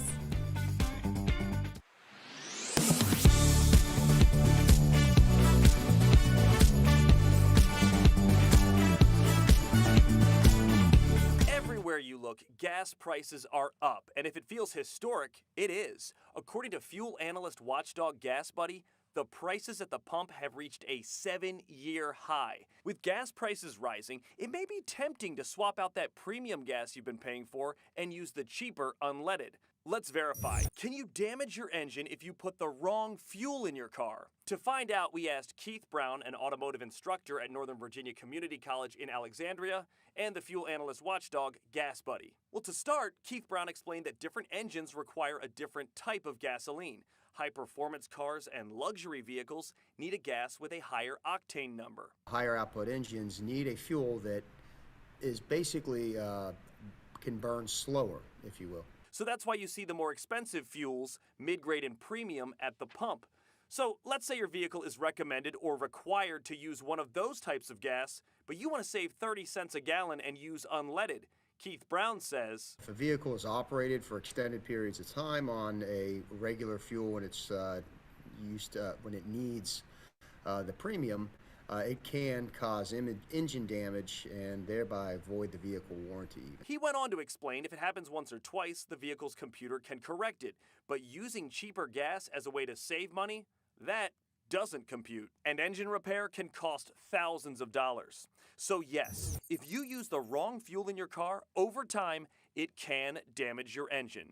Now, as far as the other way around, using a high-performing gas for an engine that doesn't need it, and I don't know why you would, Keith Brown says while it may add a few extra miles per gallon here or there, it really doesn't justify that extra cost. With Verify, I'm Matt Gregory.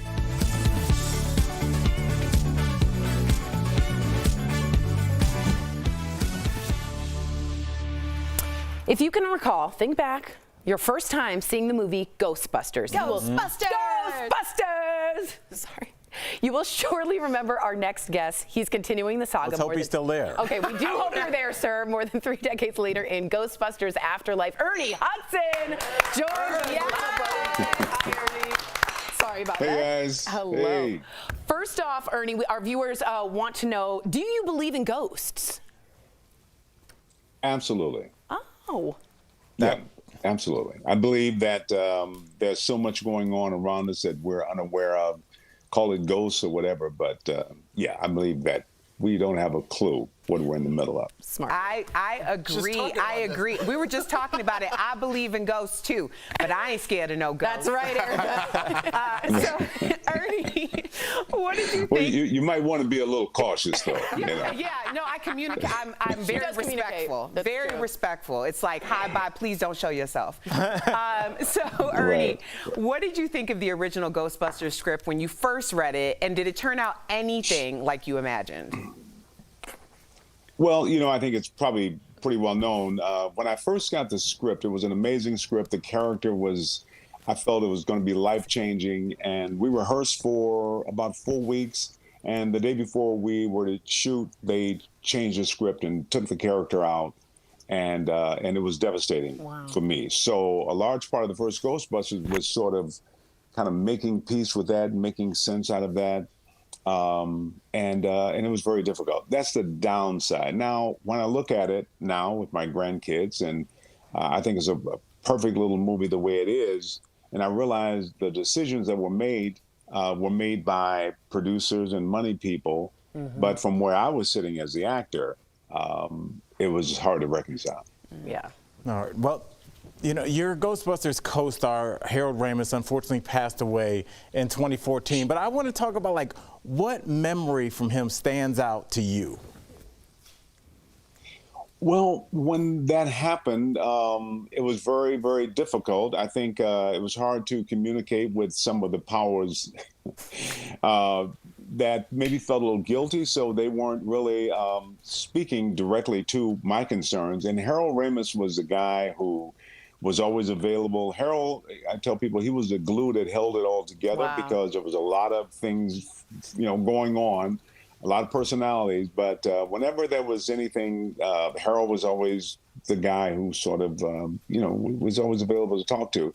And I've given him a lot of credit for the longevity in my career just by the lessons and how he conducted himself on the set. It was, I consider him a really good friend. I learned a lot from him. Wow. That's beautiful. Ernie, good to have you back on the show, buddy. Tell us where your character's storyline picks back up in the new Ghostbusters Afterlife. Well, you know, so much happened in the first movie. We just talked about some of it, but Jason Reitman, who was 6 years old when we did the first movie and was always around the set, has grown up to become a wonderful director. He's directing and writing this new, new film, and you know, Winston is now a billionaire. He's a businessman, and he's done very well for himself. I feel like a little bit of balancing from the first movie, but Winston is, you know, he's very much, doing very, very well. I would say so. And I think the fans would be very, in fact, I've already gotten a lot of response and calls and texts and social media from fans who are saying they feel Winston is finally, recognized, or whatever you want to call it. But I love the movie. The movie is really, it's a new generation. So I don't want to say it's about it, but it's a new generation. But I'm very, very happy with the movie. I like to hear that. And I'm glad Winston got us. He did deserve that. I completely agree. I did see Bill Murray say that Jason Reitman was kind of a pain in the patootie on set when he was little. Do you remember that? Is that true? When he was 6 on the original? No, that's Bill Murray being Bill Murray. Okay. So you know, when you ask a question, you're not quite sure what the response will be. But no, Jason. He was a kid. It was always fun. Actually, he's in the second movie that we did. But I look at him like family. I'm very, very proud of him. Aside from doing this Ghostbusters, he's always been so. I don't want to say respectful, but he's always been a great kid. That's so awesome. I love it. I love Full Circle. Thank you so much for joining us, Ernie. DBL Nation, you can check him out in Ghostbusters Afterlife. What an honor. Good to talk to you again, Ernie. So good. We'll be right back. Thanks, Ernie. Great talking to you guys. Thanks so much. Thanks, brother. Take care. Promotional consideration is brought to you by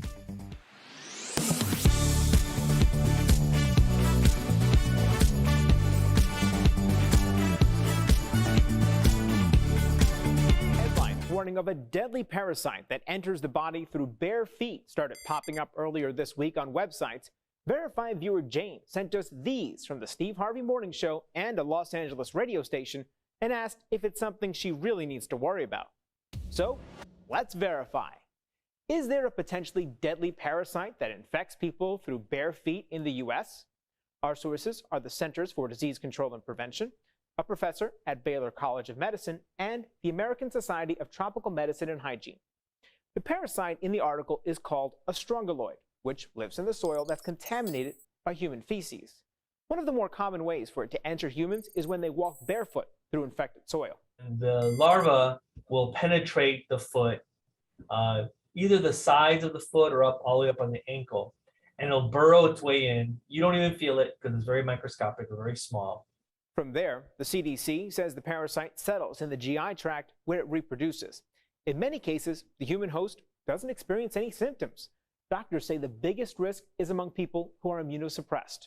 At its worst is when people get treated with steroid to become immunosuppressed for some reason, and then the parasite gets out of control and then can just really take over the body and cause people to get extremely ill and even die. Strongyloids are more common in impoverished areas with tropical climates. Within the U.S., researchers say it's present in the Appalachian region, Puerto Rico, and some parts of Texas. So, it's true. There is a potentially deadly parasite that infects people through bare feet in the U.S., although most people won't die from being infected. Doctors say strongyloids are not contagious, so you can't spread it to a family member or catch it at a swimming pool. You can only pick it up from contact with infected soil. With your Verify, I'm Brandon Lewis. The booster shot has been available to adults 65 and up since the end of September, but according to the CDC, only 36% of that group has received the extra dose. That has health officials concerned because protection from the vaccine doesn't last forever.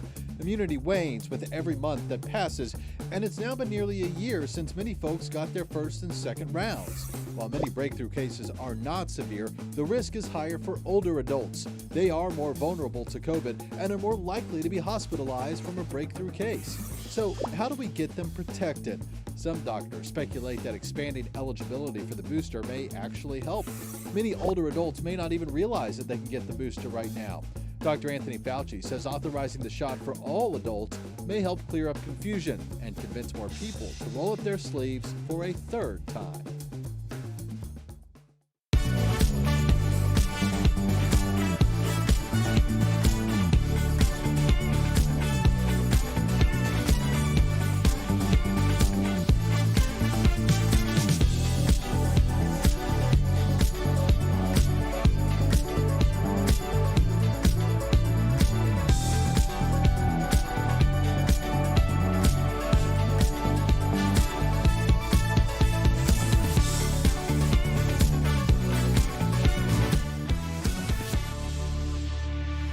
Welcome back to DBL. We love sharing your comments. So someone wrote in and said, if I do run, I want Erica to be my speechwriter because she can always put it better than I ever could. Run where? Run for office. Oh, that might have been important. If I go for a jog, I would like Erica with me. It was very opaque what you said. And they did ask I could be their campaign manager, so that's exciting. I don't think they put that. They did. I'll show you. They did. If you're leaving us, you can watch the second half of the show online. But if you are sticking around, you're way cooler. Here's what's coming up. Adele shares personal recordings of conversations with her son, and we want to know your thoughts on her decision to include them in the album.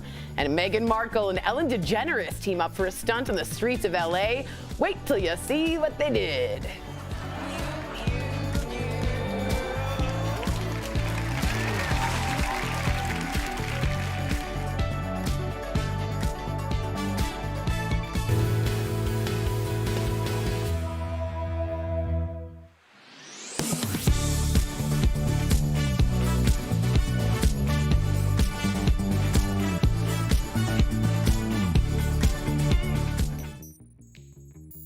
Representative Gosar present himself in the well. On Wednesday, the U.S. House of Representatives voted to censure Arizona Congressman Paul Gosar for posting a video to his Twitter and Instagram accounts depicting violence against Democratic lawmakers, including President Joe Biden and Representative Alexandria Ocasio-Cortez. Hours after the censure, despite his original video being deleted, Gosar retweeted the same video from a different account. So let's verify. Is this the first time a member of Congress has been censured for a social media post? We went to these sources for an answer.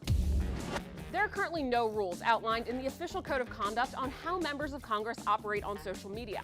However, the U.S. House of Representatives can, with a majority vote, censure members in order to show, quote, deep disapproval of member misconduct, unquote. Censured members are stripped of their committee assignments but not expelled from the House, according to official House records. The resolution to censor Gosar was passed in a vote of 223 to 207. The U.S. House of Representatives website has records of who has been censured, why it happened, and when. According to U.S. House records, Gosar is the 24th member of Congress to be censured. While his name has not been added to the list yet, records show no other members have been censured because of a social media post. So we can verify, yes, this is the first time a member of Congress has been censured for a social media post. With your Fast Fact, I'm Adiande Till.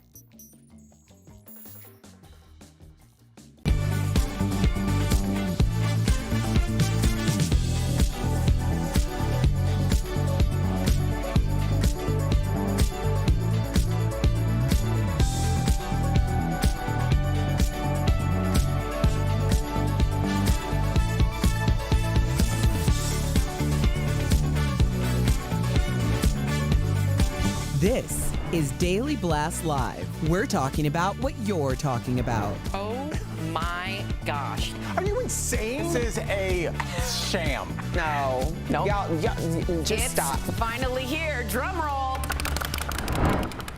When love is a game for fools to play, and I am Welcome to Daily Blast Live. That's the track Love is Game from Adele's new album that dropped today, 30. I'm Tori, I'm in for Sam, and I'm here with my good friends Jeff, Al, and Erica. The wait is over. I listened to the whole album this morning. You did? The entire thing. Okay, sorry. And she bears it all in the song, specifically in My Little Love. She explains why she gets a divorce to her son Angelo in the song. Take a look. Mummy's been having a lot of big feelings recently. Like how? I feel a bit confused. Why? I don't know. And I feel like I don't really know what I'm doing. Oh. That's true. Whatever. Adele explained to NPR why she included those conversations in the album. So have a listen to this. I made a conscious decision from when I was pregnant, really, when he was born, to always show my emotions to him and not lie, because they see through everything, kids. Like they know, they feel it, And in that, by me being so open and honest with him, we're so close, and he never hides his feelings about anything. So we were just discussing here other artists. Tell them, Jeff. Sorry, you heard me talking when we were cutting back and forth. We're on TV, so talk to them. I know. I thought we were talking about Jay-Z's album. He did something similar with his mom on there, and it kind of has like a same beat. But I was saying I like how Jay-Z did that. Right. I like how she's doing that, kind of like an interlude. Is that what you said? Yeah, That's exactly to the song. Yeah, it's cool. Beautifully said. So you like it. You don't think it's too much information to hear the sound, to be too vulnerable. Some people are saying, "Wow, that's a little too much to put on an album." Now, I'm not saying that, but I'm saying some people. People don't like Mother Teresa. Do you understand? We're split as a country. She's expressing her feelings as a person and what she went through. If you don't like it, don't listen to it. Right. Okay, fair. Do you fair? That's the only answer. I completely agree. If you don't like the show, shut it off. Don't write me and my boss, you maniacs. That's our new promo. Yay! Erica, sorry, got a little personal. It got a little personal. Erica, do you think her son, Angelo, might be a little miffed growing up and realizing, oh, I'm in a pretty vulnerable state? I'm in a vulnerable state. Erica, do you want me to go while you get water? Yeah, go ahead, my love. This is clean. Honestly, I think that this is par for the course in terms of we want more from our entertainers. I agree with you completely. I don't think that in the 80s people knew who Johnny Carson voted for, or if some supermodel was going through a divorce. You just kind of saw them in magazines and television and kept it moving. But now people have the Instagram and stories and podcasts. So I know what my favorite singer's basement looks like, or where they live. And so I think a lot of people that connect with Adele connect with her on an emotional level, Erica, and I want to get your point. So her giving more depth to that relationship between her listener and herself, I think is only going to endear them more. Yeah, I think this is really kind of like it's a trend thing, because there was, when you were talking about how celebrities used to be so private, you didn't know anything about. Now we have so much transparency and people are like, it's too much. It's too much.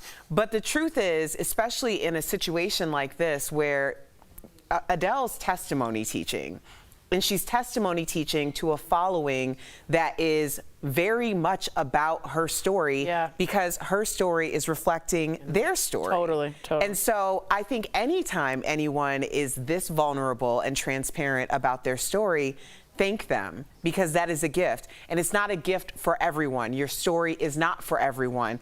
But there's this thing that when it's not for you, people are like, well, I'm going to interject because you didn't consider my feelings.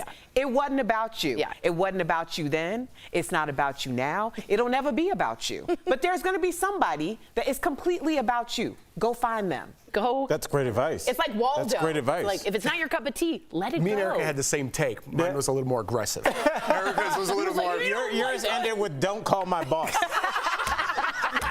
Erica put a little bit better bow on it, but I like a bumper appreciate where sticker. both y'all came from. It was like yours was garbage can on fire. All right, we're getting more evidence that I can't believe I have to read this story. Pete Davidson and Kim K are for real. Can you stop and just say Jeff and I were right? You were right. You were both right. Al, I mean, if y'all looking for that win, that is a serious hard stop. Sandwich is coming. I made a bet and I lost. Sandwiches are coming. In fact, I was going to get wings. King of wings. Ooh, I want that. Yesterday, we showed you this post of Kim and Pete wearing matching PJs. How cute, with Flavor Flav in Palm Springs and her mom, Kris Jenner. Now the two were spotted in Palm Springs holding hands. Okay? Kim was wearing sweatpants and Yeezy sneakers. So according to ET, Pete does make Kim laugh, but they're also connecting on a deeper level. Thoughts? Okay. I don't want to boast that we were right. You were right. Let's get to the point. What do you think about the Yeezys? I'm kind of interested in that aspect of it. Wearing your ex-husband's sneakers on a date? Where are you at with that? Maybe they were the shoes by the door. That's how I pick my shoes mostly. And no disrespect, but she has 1,010 million shoes. Yeah, And a lot of doors. conscious decision. Right, it's a deliberate, I know you do too, but it's a deliberate choice to put the Yeezys on, right? I would think so. That's where I'm at. I thought the same. It's a shot. Right? I mean, I can just say it's because you guys are never going to get divorced, but if, God forbid, you and Anthony broke up, Erica, and then you're seen on a date with the next guy with a Canadian maple leaf on your teeth, like, of all the things that you could wear, you're telling me that wouldn't be a shot at my brother, Anthony? Absolutely. So, like, I think the shoes meant something. You know what's funny? When he was saying, like, what is he going to say to you? What example are you going to But give? it would be a thing. And to know, Kim Kardashian knows, A, she's getting photographed top to bottom, and every piece of clothing will be discussed to a T. So she knew those Yeezys would get picked up. Well, that money's also going in their kids' pockets as well. Yeah. That is true. Yeah. But I still think they were just the shoes by the door? All right. Yeah. All right, let's get to this. Meghan Markle, I think this is so interesting. She made a surprise appearance on Ellen yesterday, and she pranked a bunch of vendors outside the studio while Ellen spoke to her through an earpiece, which she's done before in segments. But some British media outlets called the stunt cringy. So we want you to be the judge. Take a look. Let me try something real hot. Let me try something real hot. Okay. Mommy wants some heat. Mommy wants some heat. There you go. Like a chipmunk. Mommy needs some milk. Oh, give me my milk. Thank goodness. Okay, now drink it.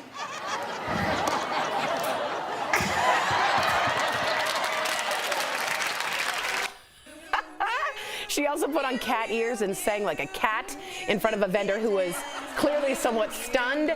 Was this funny or was this cringy? I'm going to go around the horn and I'm going to start with our comedian. I say that so. Comedian? Okay. I apologize. I thought it was hilarious. Go ahead. I don't know if we can still do the segment after comedy. Okay, we're fine to move on. Very strange. You know, I liked it, but I'm going to say that I get other people that look at her in a certain position and think that that's undignified. But I thought it was great. She's not a princess anymore. But people can't unsee that. That's who they thought she was. She's an actress. Listen. In Suits. She's funny. Sorry. Am I next? Yeah, sorry. Do I have an intro? And now for Jeffrey, come on down. He's not a comedian.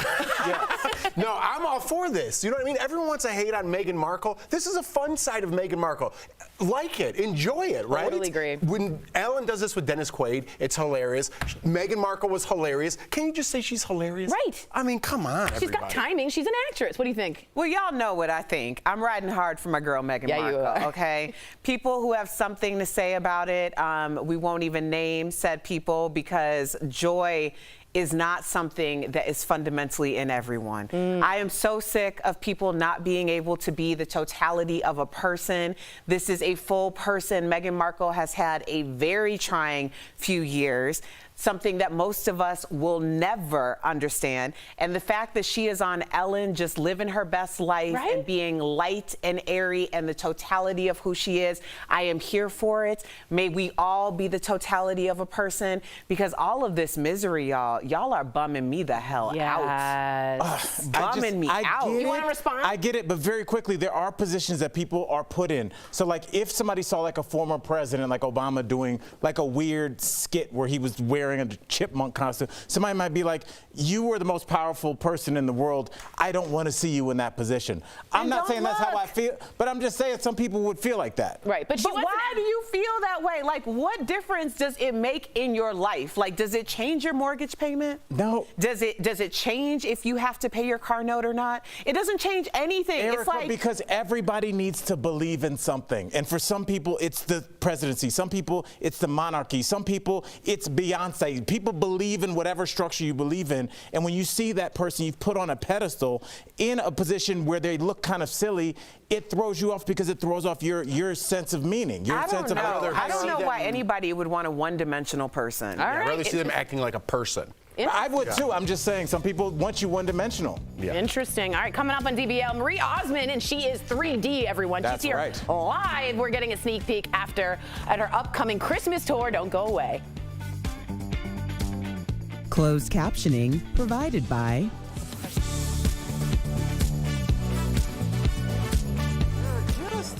No, No, it doesn't. They just give them a name. A lot of people believe in. Have you ever been to like an old woman's house and she's got like all the prints and she's got the plate and she's got with the queen on it? That's the queen. That's people's lives. But the Queen did a thing with Bond for the Super Bowl and jumped out of a plane and did a jokey thing. But and see, everyone loved it. here's the difference between Meghan Markle and the Queen. I mean, there's a lot of differences. I know that.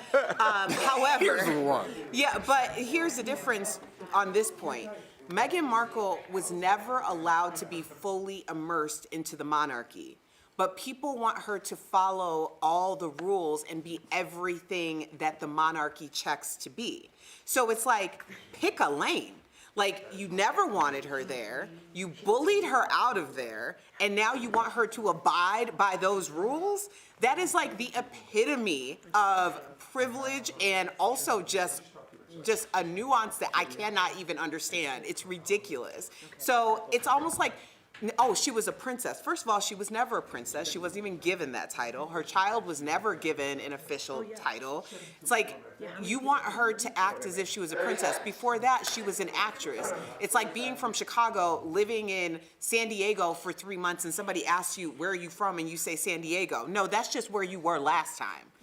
Like, you know, it's just ridiculous.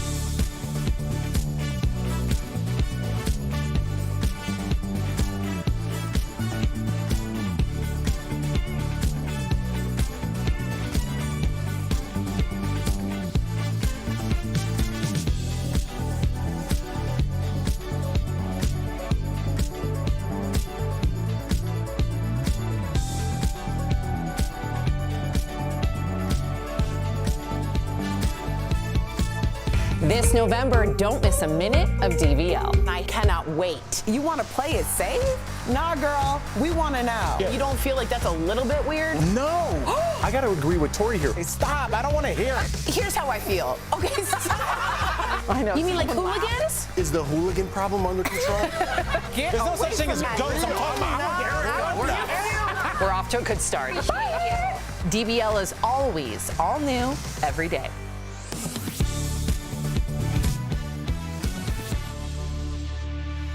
If you think I'd say goodbye, there's just no way. From love like this, baby, you're crazy. Oh, welcome back to DBL. That was Marie Osmond performing her hit song, Baby You're Crazy. We are so thrilled and honored to have her join us live today. Please welcome to the show, Miss Marie Osmond. Hello, you guys. Good to see you. Good to How are see you all? We're doing well. We're so happy to have you. Okay, so I know Erica, the rest of you, let's see, is it Tori, right? I'm Tori over Where's here. Tori? I'm the overly Are you trying Jeff? one. Yeah, this one. I'm Jeff and Al. Jeff and Al, yes. That's right. What's up? I don't know, maybe it's because I come from a big family. I feel like everybody needs to be recognized, right? That means a lot. I like that. No other guest does I thought a stone was coming. That's what she wanted to make sure, like, no. Jeff, right? Not Al, Jeff. We don't Yeah, like no, you. I think that's Al. It's Jeff, right? Okay. Yeah, that's totally right. All right, let me ask you here, Marie. Your symphonic Christmas tour starts in December. Woohoo! How are you planning to stay festive while traveling on the road? Do you decorate your tour bus? Like, talk to me through that. I grew up in a bus. Are you kidding? Do you know, with COVID and everything, I have always been associated with Christmas, whether it was USO tours with Bob Hope, you know, Perry Como, even back that far, Osmond Family Christmas shows. But to me, the holidays aren't, I don't know, I just don't get that spirit unless I'm out doing something to give it.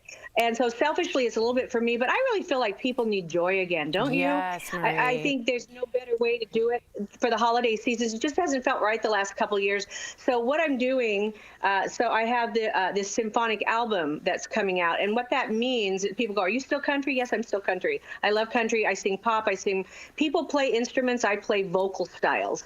But in this symphonic show, you'll have 30 to 60 piece orchestra behind you. Wow. And everything is live. And it's going to be a really, really fun show. People like Barbara Streisand did it, and Bernadette Peters, who is a dear friend, and she did it for a while. She's not toured. But I want to go out there and really, my motto is, I will give you the Christmas spirit, I promise. Yes. I love it. Now, I have to ask you this. This is parent to parent. Now, your youngest has left for college. So it's just you and the mister at home, all right? So, like, what's the best thing about being an empty nester? And also, like, what did you have to get used to? Do you know what? I grew up in a house with 8 brothers. And then I went on to have 8 children, and now I have 8 grandchildren. And so this is the first time it's been a quiet house. And I have to say, I really love it. I really do. It's a great time. I think people get afraid because it's kind of like reinventing yourself. But I love that. I tell people all the time, don't be afraid to try things.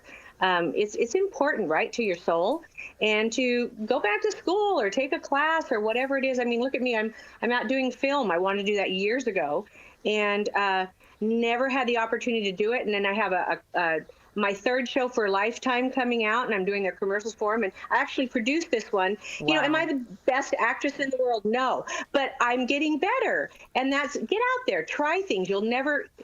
Failure to me is not trying, and so don't be afraid. You know, just go for it. I appreciate you, and I on behalf of the panel, I appreciate you making us all feel lazy. Like, I'm planning to go to Chick-fil-A. That's my only plans this weekend. You're on your 4th movie. Hey, I like Chick-fil-A. I don't like to cook anymore. That's one thing I don't like to cook anymore. Okay, well, I can cook. I'm a good cook. It's just that I don't do it much anymore, and I feel bad for my husband, but he's okay with it. He's fine. Well, there may be some changes to the program in the near future. First of all, Queen, yes, stay booked and busy. I'm inspired. But Thanksgiving is right around the corner, and you have such a big family. I myself am hosting for 22. Oh, so what are some of your favorite, Osmond family traditions you've introduced your children to? Hey. 2 turkeys or one? Oh, there's a turkey. We have to do 2 turkeys. Oh, yeah, turkey, brisket, ham, the whole thing. Ooh. Oh, yes, the whole thing. Good for you. And I'm sorry, what was the question? I was just digging your answer. I was just thinking about brisket. I forgot we were doing an interview. I know, right? I'm getting hungry. Osmond family traditions that you've introduced your children to. Well, I think that, so being the only girl, my mom was overwhelmed with my brothers. They ate like, horses. But I started taking over Thanksgiving, cooking Thanksgiving at my home as a child, I was like 12 when I started taking over from my mom. And so I'm known for my stuffing. So I would say that's a tradition that my girls are like, Mom, we're going to make it. For example, I'm heading to Vegas. I'm in a different place right now in my home in Utah, but I'm heading to my home in Vegas, and we're all gathering. And I told the girls, you're all making it this year, and I will watch. And they're like, no, Mom, you can't. And I said, you got to learn or we can't pass it on. And so, because I don't have a recipe. It's all done by taste. Nice. Ooh, I love it. Those are traditions, if that's what you mean. Before we go, I want to talk about your new album, Unexpected, before we run out of time here. What makes it so unexpected? Marie, tell us a little bit about it. Well, my oldest brother, Verl, was here. I played him one of the songs, and he didn't know it was me, and I loved that. I sing opera. I spent 20 years. When I did Sound of Music, or King and I on Broadway, I was told that I could sing legit soprano and opera, and I was like, shut up. And so I've been working on it. So we have songs in there like, Nessun Dorma. I have songs from, like, On My Own from Les Mis. Love that. Lascia, Nella Fantasia, and not just opera, but other great American songbook, just wonderful things. I was Rodgers and Hammerstein's girl, like I said, and their favorite song was If I Loved You from Carousel, so that's on there. Wow. But you'll hear that but this full symphony is what's so incredible. And it's a 17 song. I couldn't decide where to stop, so I just kept adding songs to it. And it's fun. I'm going to start touring it first of the year, but I'll add a few of those songs in this Christmas show because I think people will enjoy them. Amazing. I know people. I know they will. Unexpected. No, I think they'll like the sound of the orchestra with us, is what I'm saying. But The song Unexpected is a song by Andrew Lloyd Webber, and it's dedicated to all my fans. I wouldn't be here 6 decades in this business performing consistently if it weren't for them. And so this album is dedicated to them. Amazing. Marie, thank you so much for chatting us. Get your copy of Unexpected out You guys December are 10th. awesome. Don't I wanna forget join the panel. There you go. Yes, you are welcome. You Check better out come the through. Symphonic Christmas Tour. Tickets are available at marieosmond.com. Thanks, Marie. We'll be right back. Come here. Thanks, you guys. You're awesome. Take care.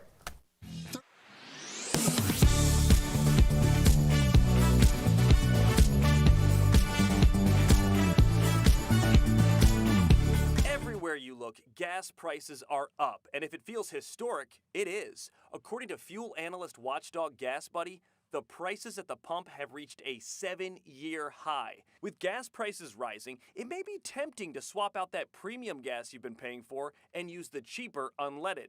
Let's verify. Can you damage your engine if you put the wrong fuel in your car? To find out, we asked Keith Brown, an automotive instructor at Northern Virginia Community College in Alexandria, and the fuel analyst watchdog GasBuddy. Well, to start, Keith Brown explained that different engines require a different type of gasoline.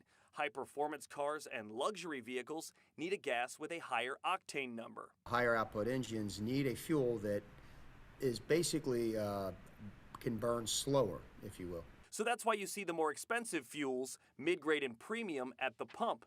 So let's say your vehicle is recommended or required to use one of those types of gas, but you want to save 30 cents a gallon and use unleaded. Keith Brown says, if a vehicle is operated for extended periods of time on a regular fuel when it's when it needs the premium, it can cause engine damage and thereby void the vehicle warranty. He went on to explain if it happens once or twice, the vehicle's computer can correct it. But using cheaper gas as a way to save money, that doesn't compute. And engine repair can cost thousands of dollars. So yes, if you use the wrong fuel in your car, over time, it can damage your engine. Now, as far as the other way around, using a high-performing gas for an engine that doesn't need it, and I don't know why you would, Keith Brown says while it may add a few extra miles per gallon here or there, it really doesn't justify that extra cost. With Verify, I'm Matt Gregory.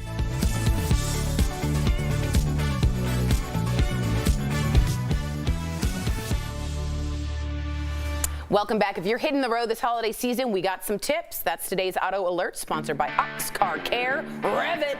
First up, sign up for prepaid toll programs like Easy Pass to save time.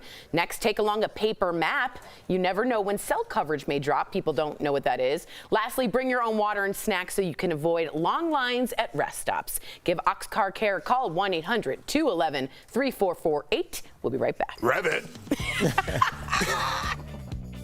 Promotional consideration is brought to you by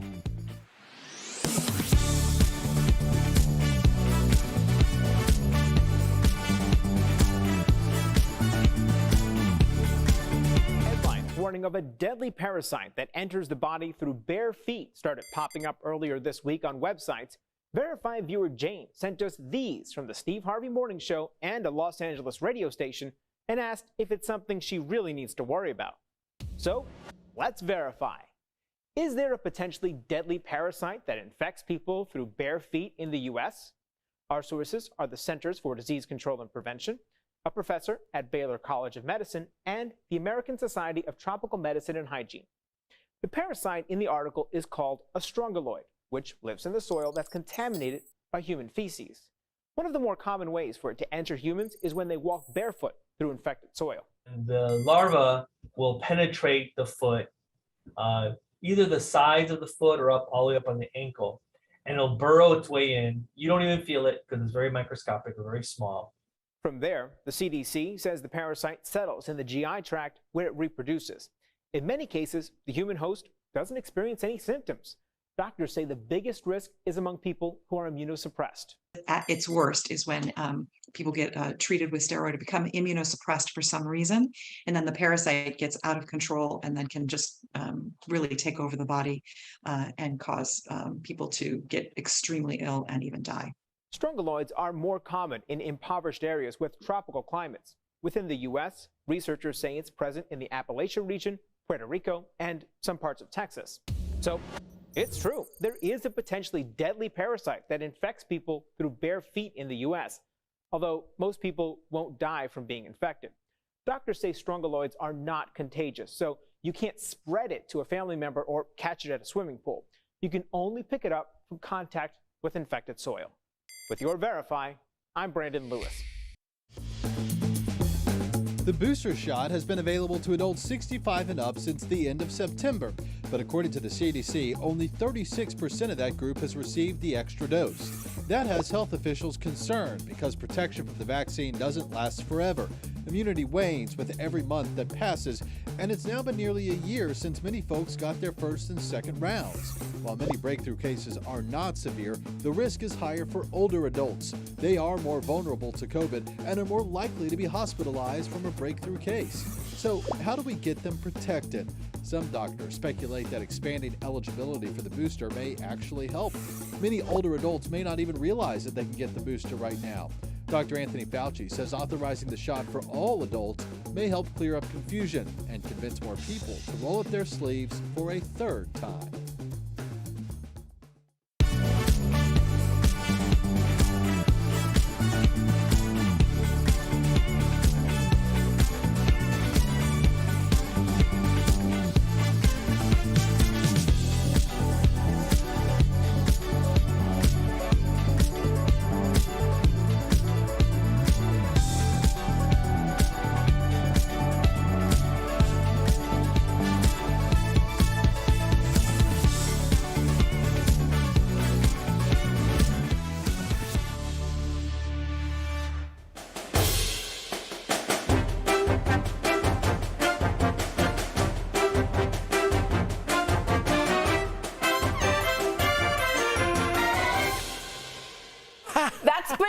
Bananas. All right, before we go, we want to take a moment to give a big DBL shout out to our very own Destiny. Yes. She's a member of our amazing Glam Squad, and she's heading out on maternity leave. We want to wish her luck and send her off with all the love. We love you, and we're going to do great. You're going to have a fabulous, healthy baby, and we're so happy, and we love you and support you all the way. Love you, Destiny. We love you, baby.